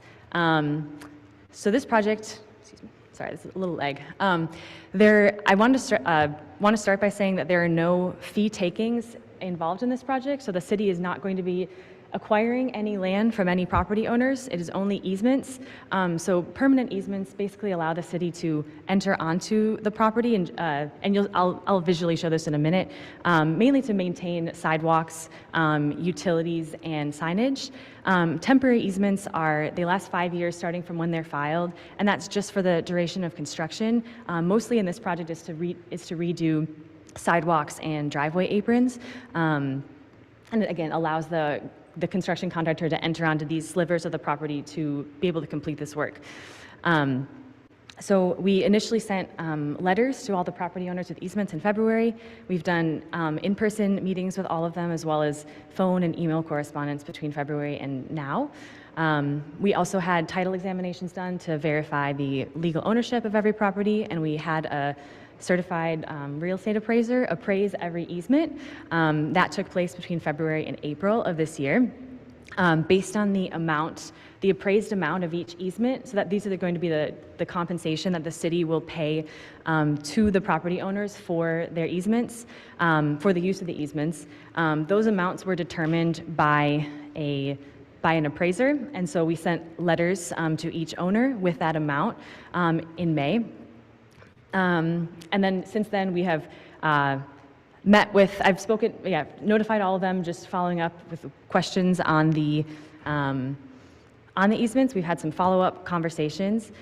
The next step, which is why we are here tonight, is to ask the council to vote to approve the order of taking, which takes the easements by eminent domain. And once again, there are no fee takings. It is permanent and temporary easements.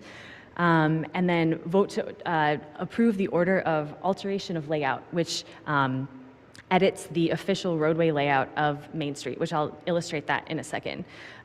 Next step after this, we'll pay the just compensation amounts, the appraised amounts to all of the property owners. Will get their information to make the payments, file the takings with the registry, and then Mass DOT's advertisement date for this project is August 27th.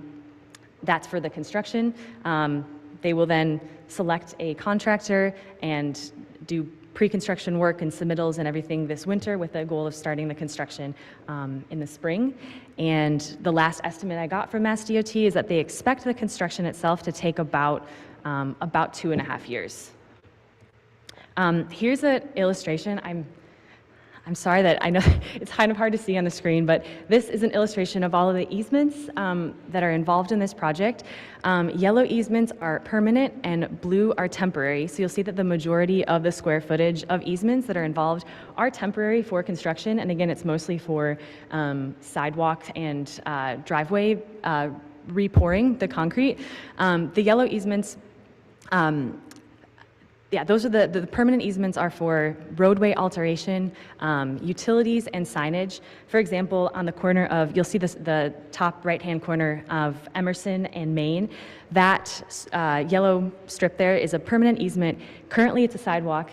After this construction project, it will still be a sidewalk, but right now the road layout does not include that sidewalk, and this is altering the layout to basically include all the sidewalks so that the city can access that sidewalk for maintenance work. So the use of the land effectively is not changing, but this, again, the city will be able to access that. It'll still be the property, that private property, but the city will be able to access it to maintain the sidewalk. And then here, I know it's, this table is shows all of the easements, organized first temporary and then permanent. It has the square footage, usage, address, owner name, as well as the use of that property. And yeah, all of these easements, these were all appraised, and there will be monetary compensation offered for all of them. And we can come back to any of these slides. So once again, the request that we are making following the process that we've been given by Mass DOT is to adopt and sign the order of alteration of layout, which is one of the attachments. I have a physical copy here as well. Vote to take the easements by eminent domain and in turn adopt the order of taking. And then the order of taking, in order to adopt it, it requires signatures by a majority of council members. And I just wanted to add as well that we recognize, we've heard from several affected property owners that board of the project that there are concerns about disruptions to business and difficulties during construction, which we completely understand that construction is, can cause, is a disruption to normal life and operations, particularly for those that are bordering this project area. And even though Mass DOT is going to be managing this project the day-to-day, they'll have a resident engineer on site to do all of the notification and work through any issues. I just want to say that we're here, the engineering department is here to help, and we want to support all of the residents and businesses in the area to try to minimize any adverse impacts of construction, including traffic management plans and hearing and resolving any issues. And just now we're here to, with questions on the design. We'd be happy to continue facilitating discussion with the design engineers that created this design, as well as any legal questions regarding easements. We'd refer to our legal counsel. I think that's all I have. Are there any questions? Just want to say thank you for giving us enough time to have our questions and then come back with an updated presentation. I know this is a really very important project, and I think a huge improvement for drivers, cyclists, pedestrians, and people using any mode of transportation at this very dangerous intersection that has been way too dangerous for way too long. So I'm really glad that this project is happening. I understand there's some folks who still have concerns, but I just wanted to thank you for hearing out our concerns, going back to the property owners to try to communicate with them again, and bringing us an updated presentation that more clearly kind of visually described the project. I just want to confirm one thing, and then I'm going to have to go and I'm going to ask Vice President Lazaro to take over from this point. And I know there's some people in the public who are going to want to speak once councilors' questions have been done, but in terms of the City Council, we need to do 3 things tonight. That's vote to adopt the order of alteration of layout, vote to adopt the order of taking, and then a majority of councilors need to sign that order of taking. Correct. Is there anything else we need to do? No, that is all. Okay, so 2 votes and the signature. Yes. All right, great. I will recognize Councilor Scarpelli. Thank you, Mr. President.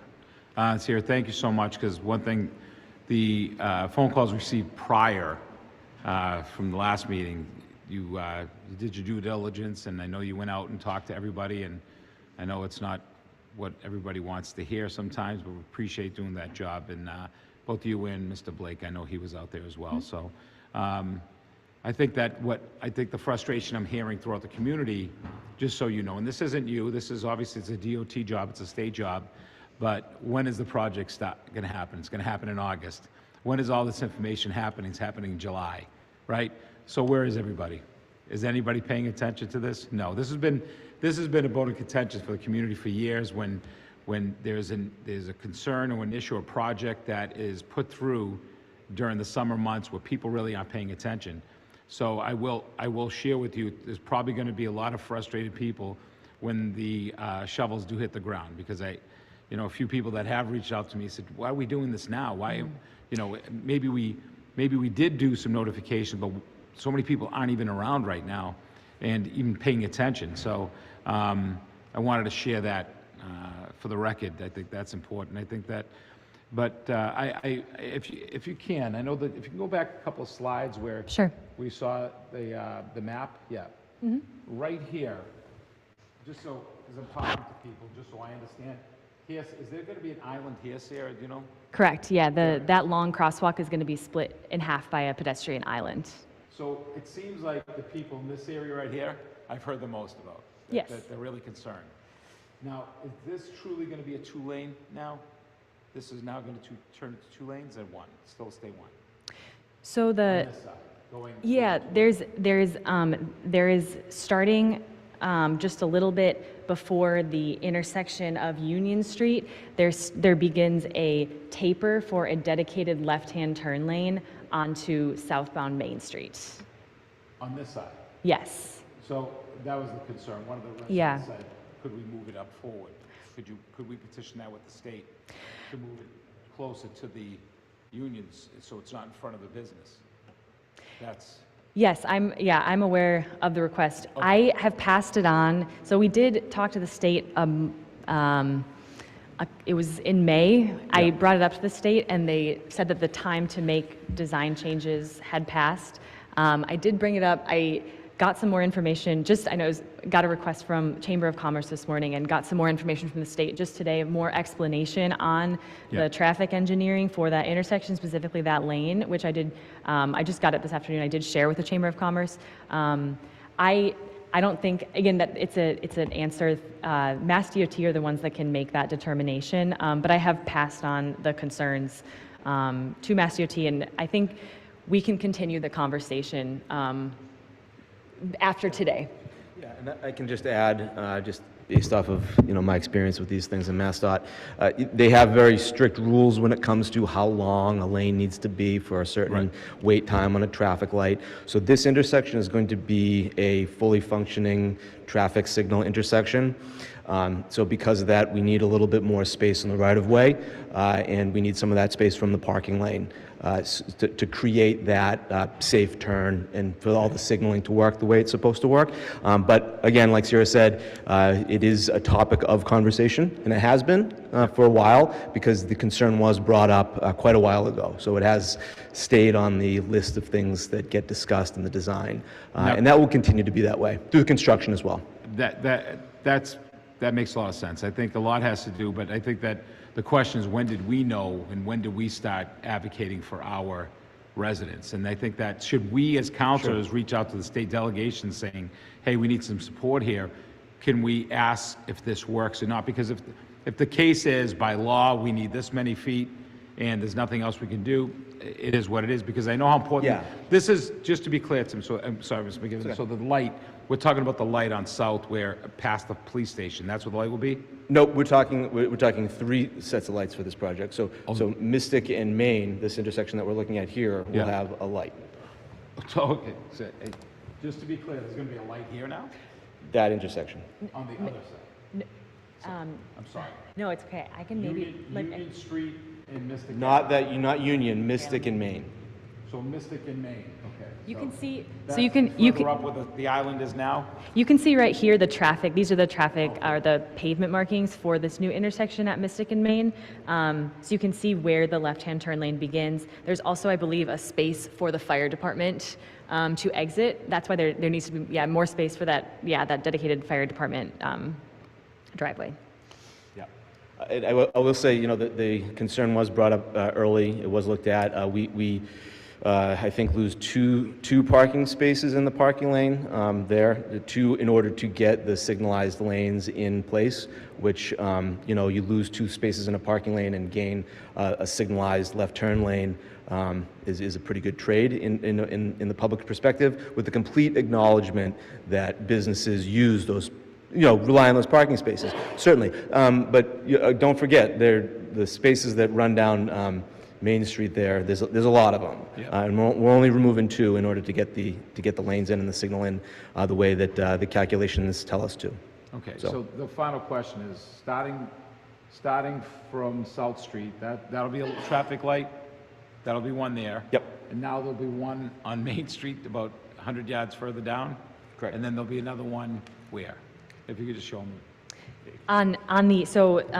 Actually, there's also one on the other side of the westbound on and off ramps. So there are 3 in a row, and that was a traffic engineering necessity. When you have one, you have to signalize all of them, and they will be timed and with vehicle detection as well. And so the Mass DOT engineers have assured that they've done their best to maintain traffic flow as well as Improve. Improve traffic flow as well as signals for pedestrians and bicyclists. Okay. And they will be tied into the existing light in Medford Square as well. So you're going to have 4 synchronized sets of lights. Okay. So the experience of a driver, you're driving it turns green.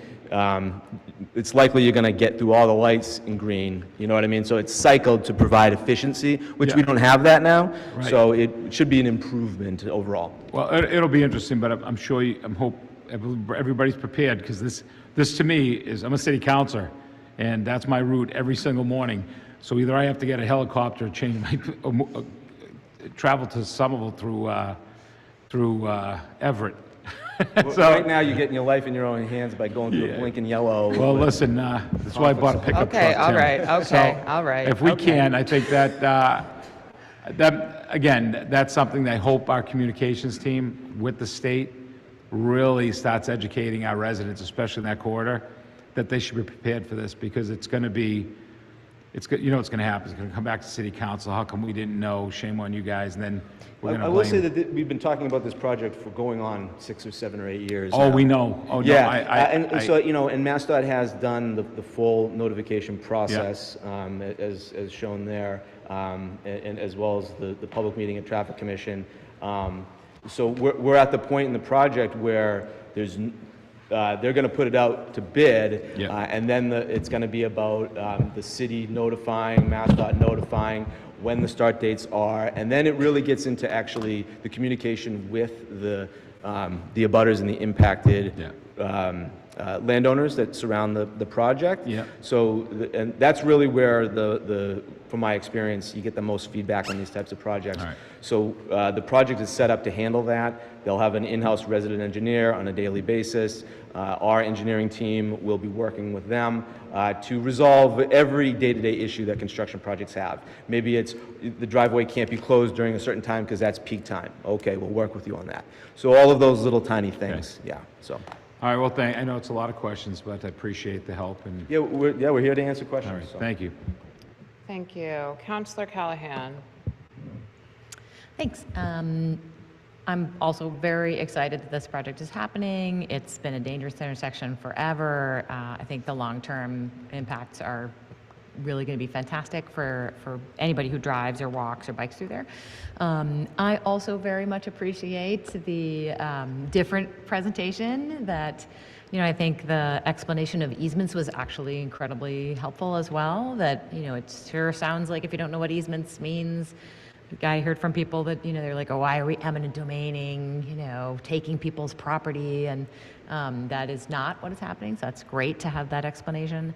And then I had a small question about the sidewalk, the one that is being like a permanent easement. Are there a lot of sidewalks? I just assumed sidewalks are generally owned by the city. So this is a sidewalk that's owned by a private party. I'm kind of curious about that. Yeah, go ahead.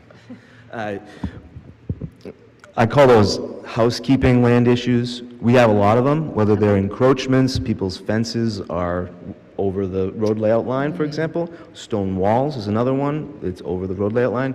We have a fair number of sidewalks that go onto people's property by a few inches, all over the place. A lot of roads laid out in Medford were laid out at the end of the 1800s, and the equipment and the accuracies then were not as great as they are now. So the back of sidewalk may be on someone's property in some of those old streets. And just a quick comment, it doesn't need to change what we're doing, but this project doesn't do any fee takings, as we've talked about. We're doing it with permanent easements, and they're relatively small pieces of land. But if you were to do a full fee taking, it's not a huge change. It just would change the parcel geometry. So ultimately, you end up the parcel that the square footage in the tax rolls lines up with the back of sidewalk, basically. So it's just one of those things. It's a game you play. Do you take the whole parcel, or do you just take an easement? And when you take an easement like this, you're basically stripping that land of all of its rights anyway. You basically have a sidewalk there. So it's not much different than a full fee taking. So just wanted to get that in. Thank you. And I just, sorry, can I add something real quick? Just so there's not any confusion. There's, as you see that this slide right here only shows a portion of the project. The rest of it, there are also takings on South Street and then the main going up to Mystic Valley Parkway. But that is all handled by the state. Those are state takings, and we don't really have any say in those. So they're actually going to be doing some easements and takings from like the fire and police. Also like along the sidewalk for this project. But I just wanted to, just in case you're wondering why it's just, these are just the municipal acquisitions, the rest are handled by the state. Great, thank you. I do want to give folks an opportunity to do public participation on this paper. So if you wouldn't mind stepping aside for just sorry, Councilor Scarpelli. I'm sure he will keep it brief. I'm just to be on my notes. I thought the business said they were taking 4 spots in front of his building. You said 2 tonight. Is that? Do we know that? So, oops, sorry. Let me just back up. Based on what we see on these plans and the distance from the distance between an intersection and is it within not being like legally not parking within 10 feet of an intersection, it's approximately 2 to 3 spaces. Okay. So, Yeah. Okay. Yeah. There still will be there will be one spot. Yeah. 4 small cars? Is that what I was saying? Okay, I was just trying. Because I have to respond back tomorrow, so I could say that, Tim. Thank you. For 4 small yes. cars, 2 big cars. I was probably minimizing it by saying 2, but Yes. approximately 2 to 3. Okay. Sounds like the right answer. All right, thank you. Thank you. Are we ready to move to public Yes, participation? please. Are you Should I sure, stop my George? screen share? Please. Okay. Is that okay? Okay. If you can just step aside. Thank you. And public participation, if you would like to come up to the podium, I'll start at the podium, not seeing any hands on Zoom. Just state your name and location for the record if you like. And you can, wait, sorry. I don't remember how to do 3 minutes. Do you know how to do that? Zach's not here.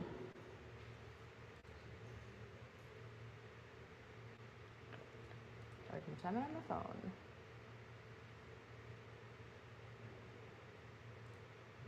No, that's okay. Okay, you have 3 minutes. Good evening. Thank you for allowing us to speak up here. My name is Chui Jung. I am one of the owner of 1113 Mystic Ave. The other owner also here. I want to be here because we want to be heard and we would like to be treated fairly. So our home is a 2 families. One unit has an elderly member living in it, and today we want to share some of our concerns. So we do not oppose this project, and we do recognize the importance of this project.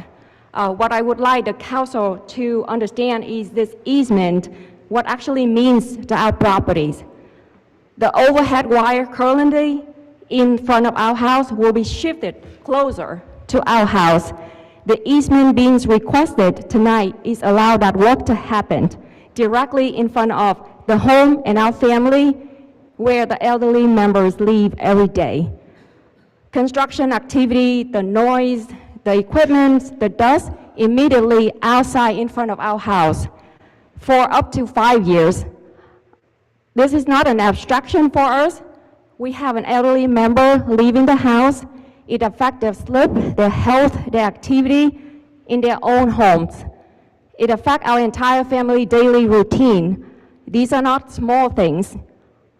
These are everyday moments that part of our life, and they will be disrupted with years with no protection currently in place. Over the past 3 weeks, we have done everything asked of us, and I would like to share the experience over the last 3 weeks. So we never received the certified mail to us. Then we received a receipt sharing a signature from a completely stranger that no one in our household recognized of it. Then obviously the last meeting was only a couple hours notifications. We have worked with an attorney to send back a proposal in a good faith. And what we got back is the amount, there's a typo in the amount that offered to us from $1,800 to $1,300. There are also 6 protective conditions that in our offer, that the daily work hourlies, the advance notice before work begins, the full restoration of our properties. These are the protective conditions to protect our family, especially to protect the elderly member in the household. But when we get the response, none of it was addressed, not one. Our attorney has been in writing, because we advise to send in writing, request a meeting with the city facilitator. Yesterday, we haven't seen last week, so that email was sent last week.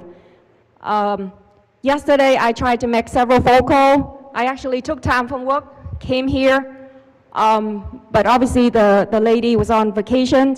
We haven't received any response today. So we are not here to stop this vote.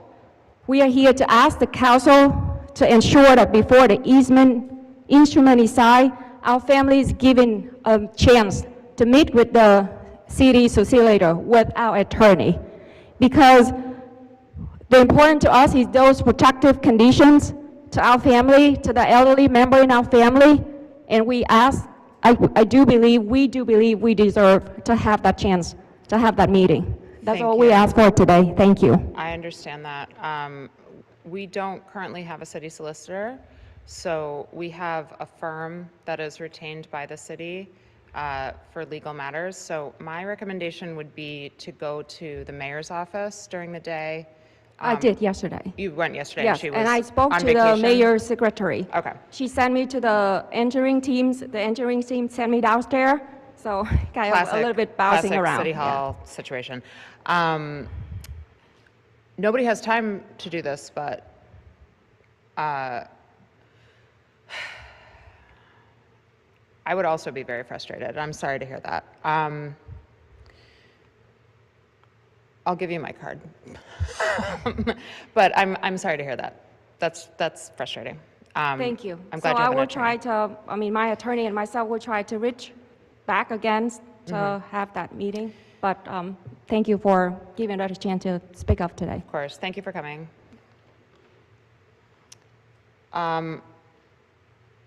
I will go to you in 1 second, Tim. Councillor Lemming put his hand down and then back up. Councillor Lemming? No. I was going to make a recommendation that the motion for approval also come with a recommendation to have KP Law meet with their lawyers, but I wasn't really thinking that we still need to finish public comment. Thank you. Commissioner McGivern? I just wanted to say that the intention is still to arrange the meeting between the lawyers of the Excellent. two parties. Yeah, that is still the intention, and the conversations will continue. That conversation will continue. So that you're aware of that situation. And We is are aware. MassDOT part of that conversation as well, or is that purely a city conversation? Right now at City, we've received advisement from MassDOT Okay. on procedural items. I know it can be frustrating to work with state departments on constituent issues when it's, complicated by that. So any action tonight wouldn't preclude any legal action by another entity. It doesn't prevent lawsuits or anything like that. It doesn't prevent legal discussions. It doesn't prevent further coordination with design. Basically, tonight is really just securing the property to do the project. Understanding. Yeah. Thank Okay. And I would just say that I appreciate you coming here. I appreciate you waiting through the meeting. One of the things that we do as city councilors is constituent services. So if you send emails to us, we can often help with matters like this. There's somebody that sends emails sometimes because of very loud dumpster activity at 3 in the morning at Wendy's, and that's something that we can connect people to how to fix that. So sometimes that's a great thing to access city council about. We can't always help during meetings, but we can help in other times. Yeah. We really appreciate that offer. Thank you so much. How can we find I it can give out? you a card. Yeah. Thank you. Yeah, you're welcome. And Mike 7 is just Councillor Singh. It seems to me that this situation is one where we can find hopefully a solution, if not a complete solution, one that respects the folks who are living there. So hopefully we can get everyone's lawyers together and get everyone's brains together and try to work something out. I appreciate, Tim, what you said about this vote not precluding any discussion of that type moving forward. I do think this project is really important. I think it's something that you had mentioned as well. It's, as someone who goes through that intersection way too much and knows it from way too many perspectives, it's a pain to get through. And not only is it inconvenient, it's unsafe. And I really don't, we already heard the tragic news of what happened in Boston a few days ago, and in an awful intersection there. This is in the top 200 of the in the top 200 list of crashes happening in Massachusetts. So we really do have to address this, and this project does need to go forward. But the details are where I think folks can feel seen and heard and respected. So that's where I kind of urge everyone to kind of focus is, let's talk about working hours, let's talk about the details like that. Yes, and we do have ordinances around noise and working hours, things like that. Councillor Scarpelli, perhaps you have a motion. I'll have I will not Okay, have a great. motion, but I want, through the chair, just, I see the relevance, and this is an important project, but there's, again, because of the timing and the response from the DOT and like issues, I won't support this, so, but I also understand the need for that, and I appreciate the hard work from Sierra and her team for at least doing the city's job and making sure that there's someone out there, but again, don't like the business of projects in this time of the year. So thank you. Thank you. Are there any motions? Oh, I have one more public participation. You know what? I'm going to ask. All right. Okay. Excuse me? Oh, that'll be after this paper. If on this matter, sure. If you would like to come up to the podium, yeah, I'm going to take one on Zoom, and then you can come up to the podium. Oh, that'll be after this. Andrew, if you'd like to speak on this paper. Matter, sure. If you would like to come up.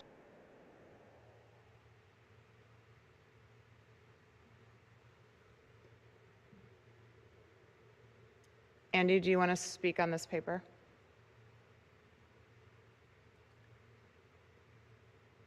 All right. You can come up to the podium. Jeremy Martin, 65 Burgett Avenue. I wasn't really planning to speak because I think I hear all of the the councilors generally in favor of this. But I just want to speak to the idea of we shouldn't be reviewing this time of year. You're all here at 9:30. I was at a city meeting last night. We had CPC tonight. We have Conservation Commission tomorrow night. Everyone is working through the summer. The business of the city doesn't stop in the summer. And I think we have to get over this idea that we should not be reviewing projects or moving the work of the city forward in this time. If people choose not to participate because they want to go on vacation, that's up to them. We need to act. This is an important project. I biked through this very intersection tonight. I had to wait multiple minutes. I got cut off multiple times by cars. It's unsafe as it is now, and this project needs to go forward quickly. So let's get out of the way and make it happen. That's it. Thank you. Thank you. I'm going to close public participation on this matter, and we can, is there anything else that any other councilors would like to say? Do we have any motions? Motion to approve from Councilor Callahan. Do we have a second? Second. By Councilor Sang. Councilor Lemming? No, I was just seconded. seconding. Okay. Thank you. Mr. Clerk, can you please call the roll? Oh, we have to do two votes. What do you motion? What's the first vote? First vote is a motion to adopt and sign the order of alternative layout. The order of layout. And let's do that first. Is that what you motion? That's what Councilor Callahan motioned. And seconded by Councilor Sang. Councilor Callahan. Yes.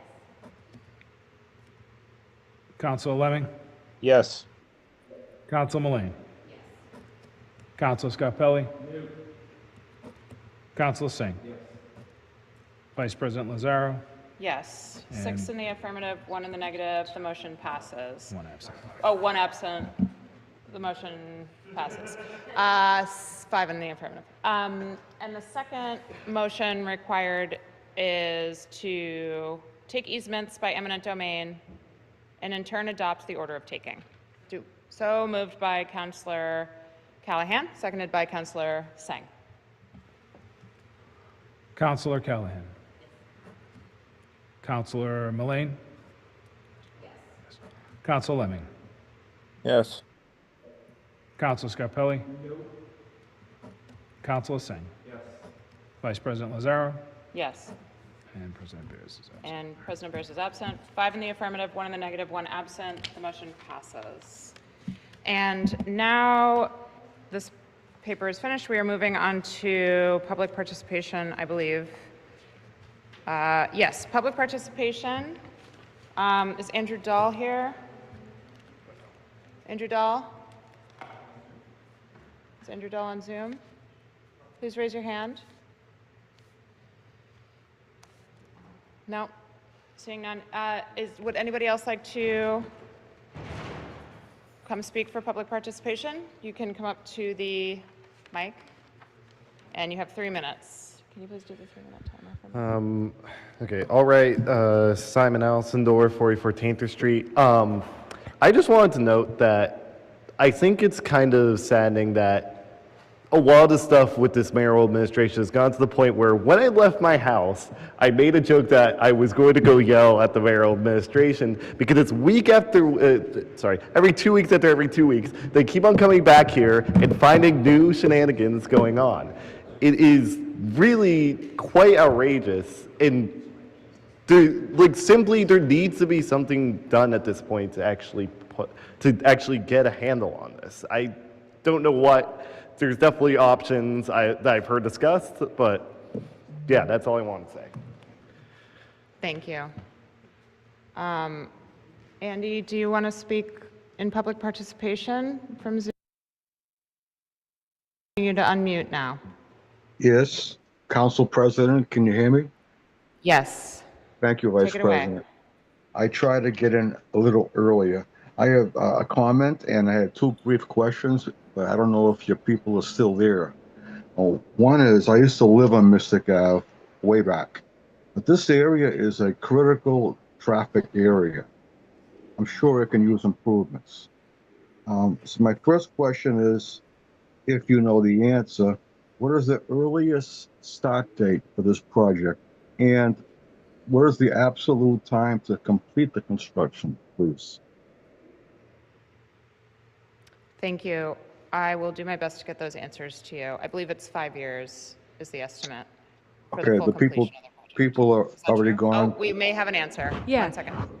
Thank you. The earliest start date, all I know is spring 2027. I don't know the exact month, but basically whenever construction opens after winter moratorium in spring 2027, the current estimate from Mass DOT is about 2.5 years of construction, but it could go slightly longer. That's all the info I have right now. Thank you. Okay, thanks, Andy. Good. Okay, back to the podium. Mike Husband, 499 Main Street. Just really quick and whatever, this is in my time order, I guess. Oh, sorry, you have like giants and then hobbits like me. It's hard to find a good mid-ground. Micah Kesselman, 499 Main Street.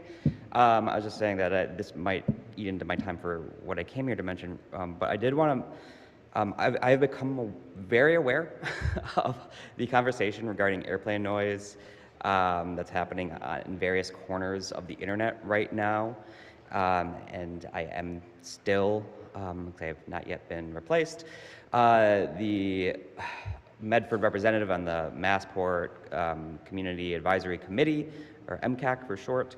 I have managed to, we are going to re-examine Block 2D2 and take it into consideration, and that is a plan that would hopefully greatly alleviate the airplane noise over Medford. And hopefully I'll have some more of a presentation to update folks with in August about that, and hopefully it'll be good news. But that is not what I am specifically here to talk about tonight. So I am entering public comment today to call for the City Council to begin the critical work of protecting our city's vibrant civic community from politically motivated targeting.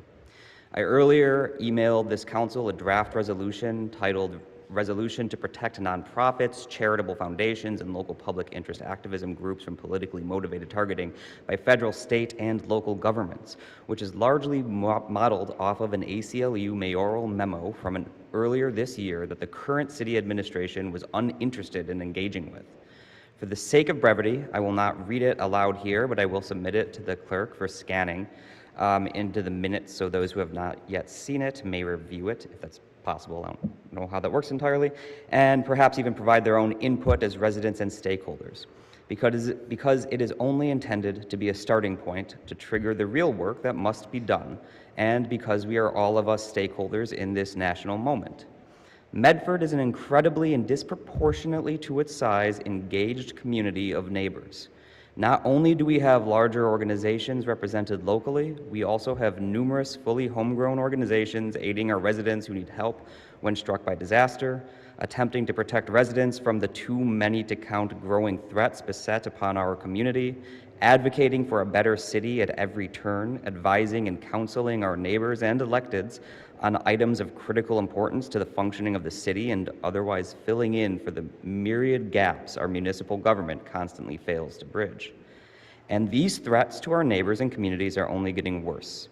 It follows that the necessary response and advocacy by those neighbors who actually care about each other, so many here in our city, is only going to increase in volume and visibility in turn, which means only further increased risk exposure to the increasingly petty, pernicious, and politicized governing institutions, from DC to all the way over here in our very own City Hall, as this council is fully aware.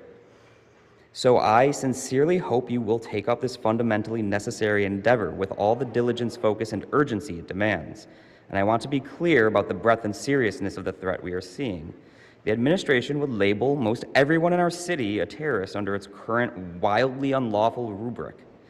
I am anti-fascist because anyone who supports and enables fascism is an enemy of humanity. Full stop. The federal administration and their enablers say this is grounds for investigating someone as a terrorist. I am critical of capitalism because I think anyone who thinks about these things for more than a moment realizes the absurdity of a theory which takes as axiom that the driving purpose of wealth is to generate more wealth for its holders. If you can wrap it up a little bit soon. It will be soon. This is apparently terroristic speech.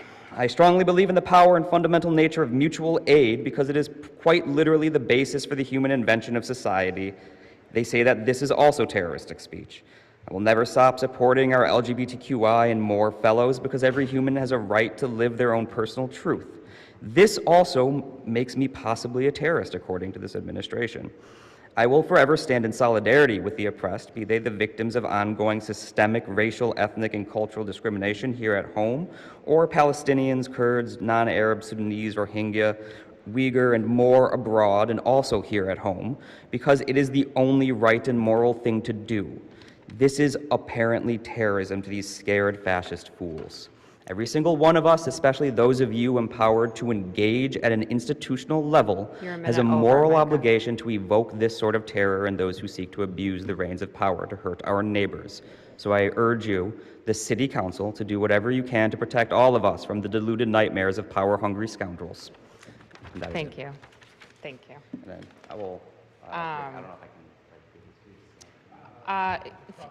You can leave it on that table there, the desk, and we will, no, that's not a trash bin. That was Larry's desk. Thank you. This concludes public participation. Do we have a motion? Motion to adjourn offered by Councillor Sang, seconded by Councillor Callahan. Oh, Tim. Did I miss an appropriation request from earlier that you guys tabled? Yes. Do we still need to do it? Which appropriation request? A concept plan for the cemetery, $24,500 and something dollars. What did we do? We tabled it? Did we table it because of Tim? I wasn't here. I'm sorry. I was at the cemetery. Why did we table it? No.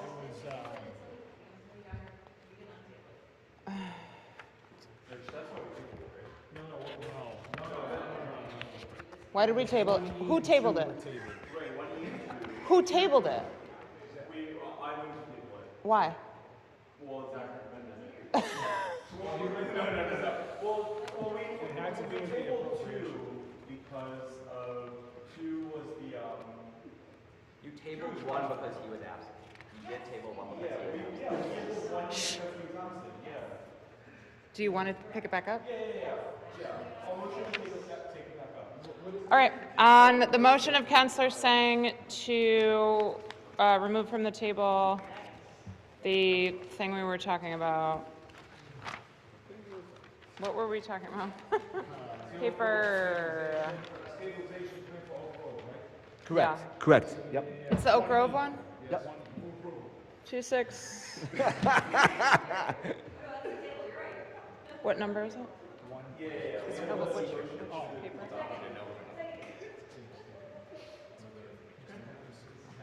1E. Yeah, 1E.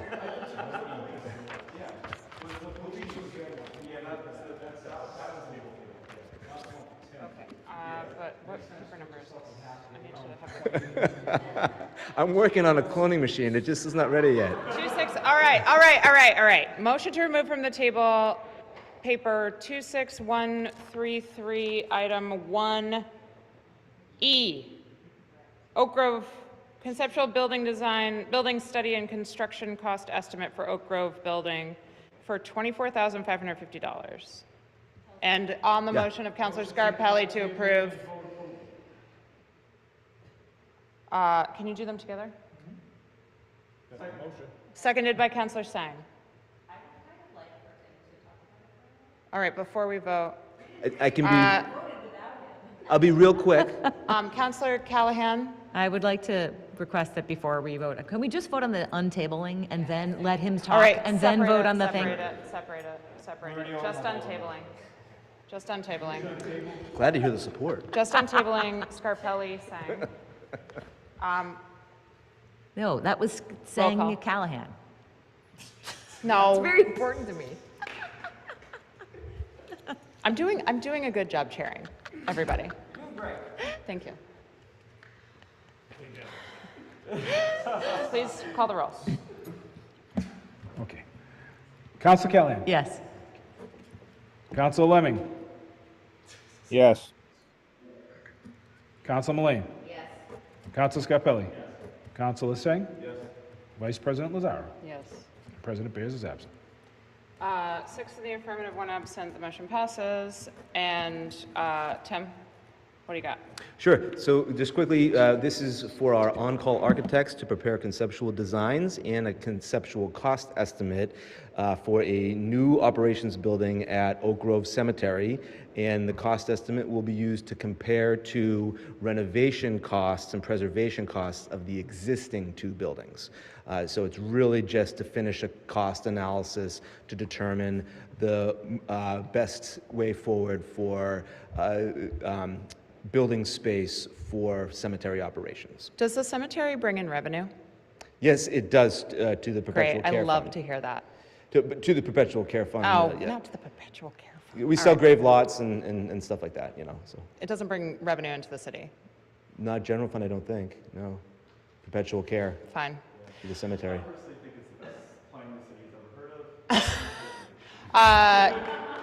On the motion of Councilor Sang to approve, seconded by Councilor Callahan. I wish it made money, though. Councilor Callahan? Yes. Councilor Lemming? Yes. Councilor Mullane? Yes. Councilor Scarpelli? Yes. Councilor Singh? Yes. Vice President Lazaro? Yes.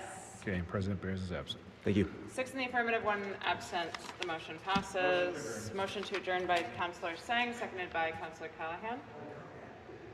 Please call the roll. Councilor Callahan? Yes. Councilor You guys have to Lemming? vote. Yes. Councilor Mullane? Yes. Councilor Scarpelli? Yes. Councilor Great job. Singh? Vice President Lazaro? Yes. And President Bears is absent. 6 in the affirmative, 1 absent, the motion passes. The meeting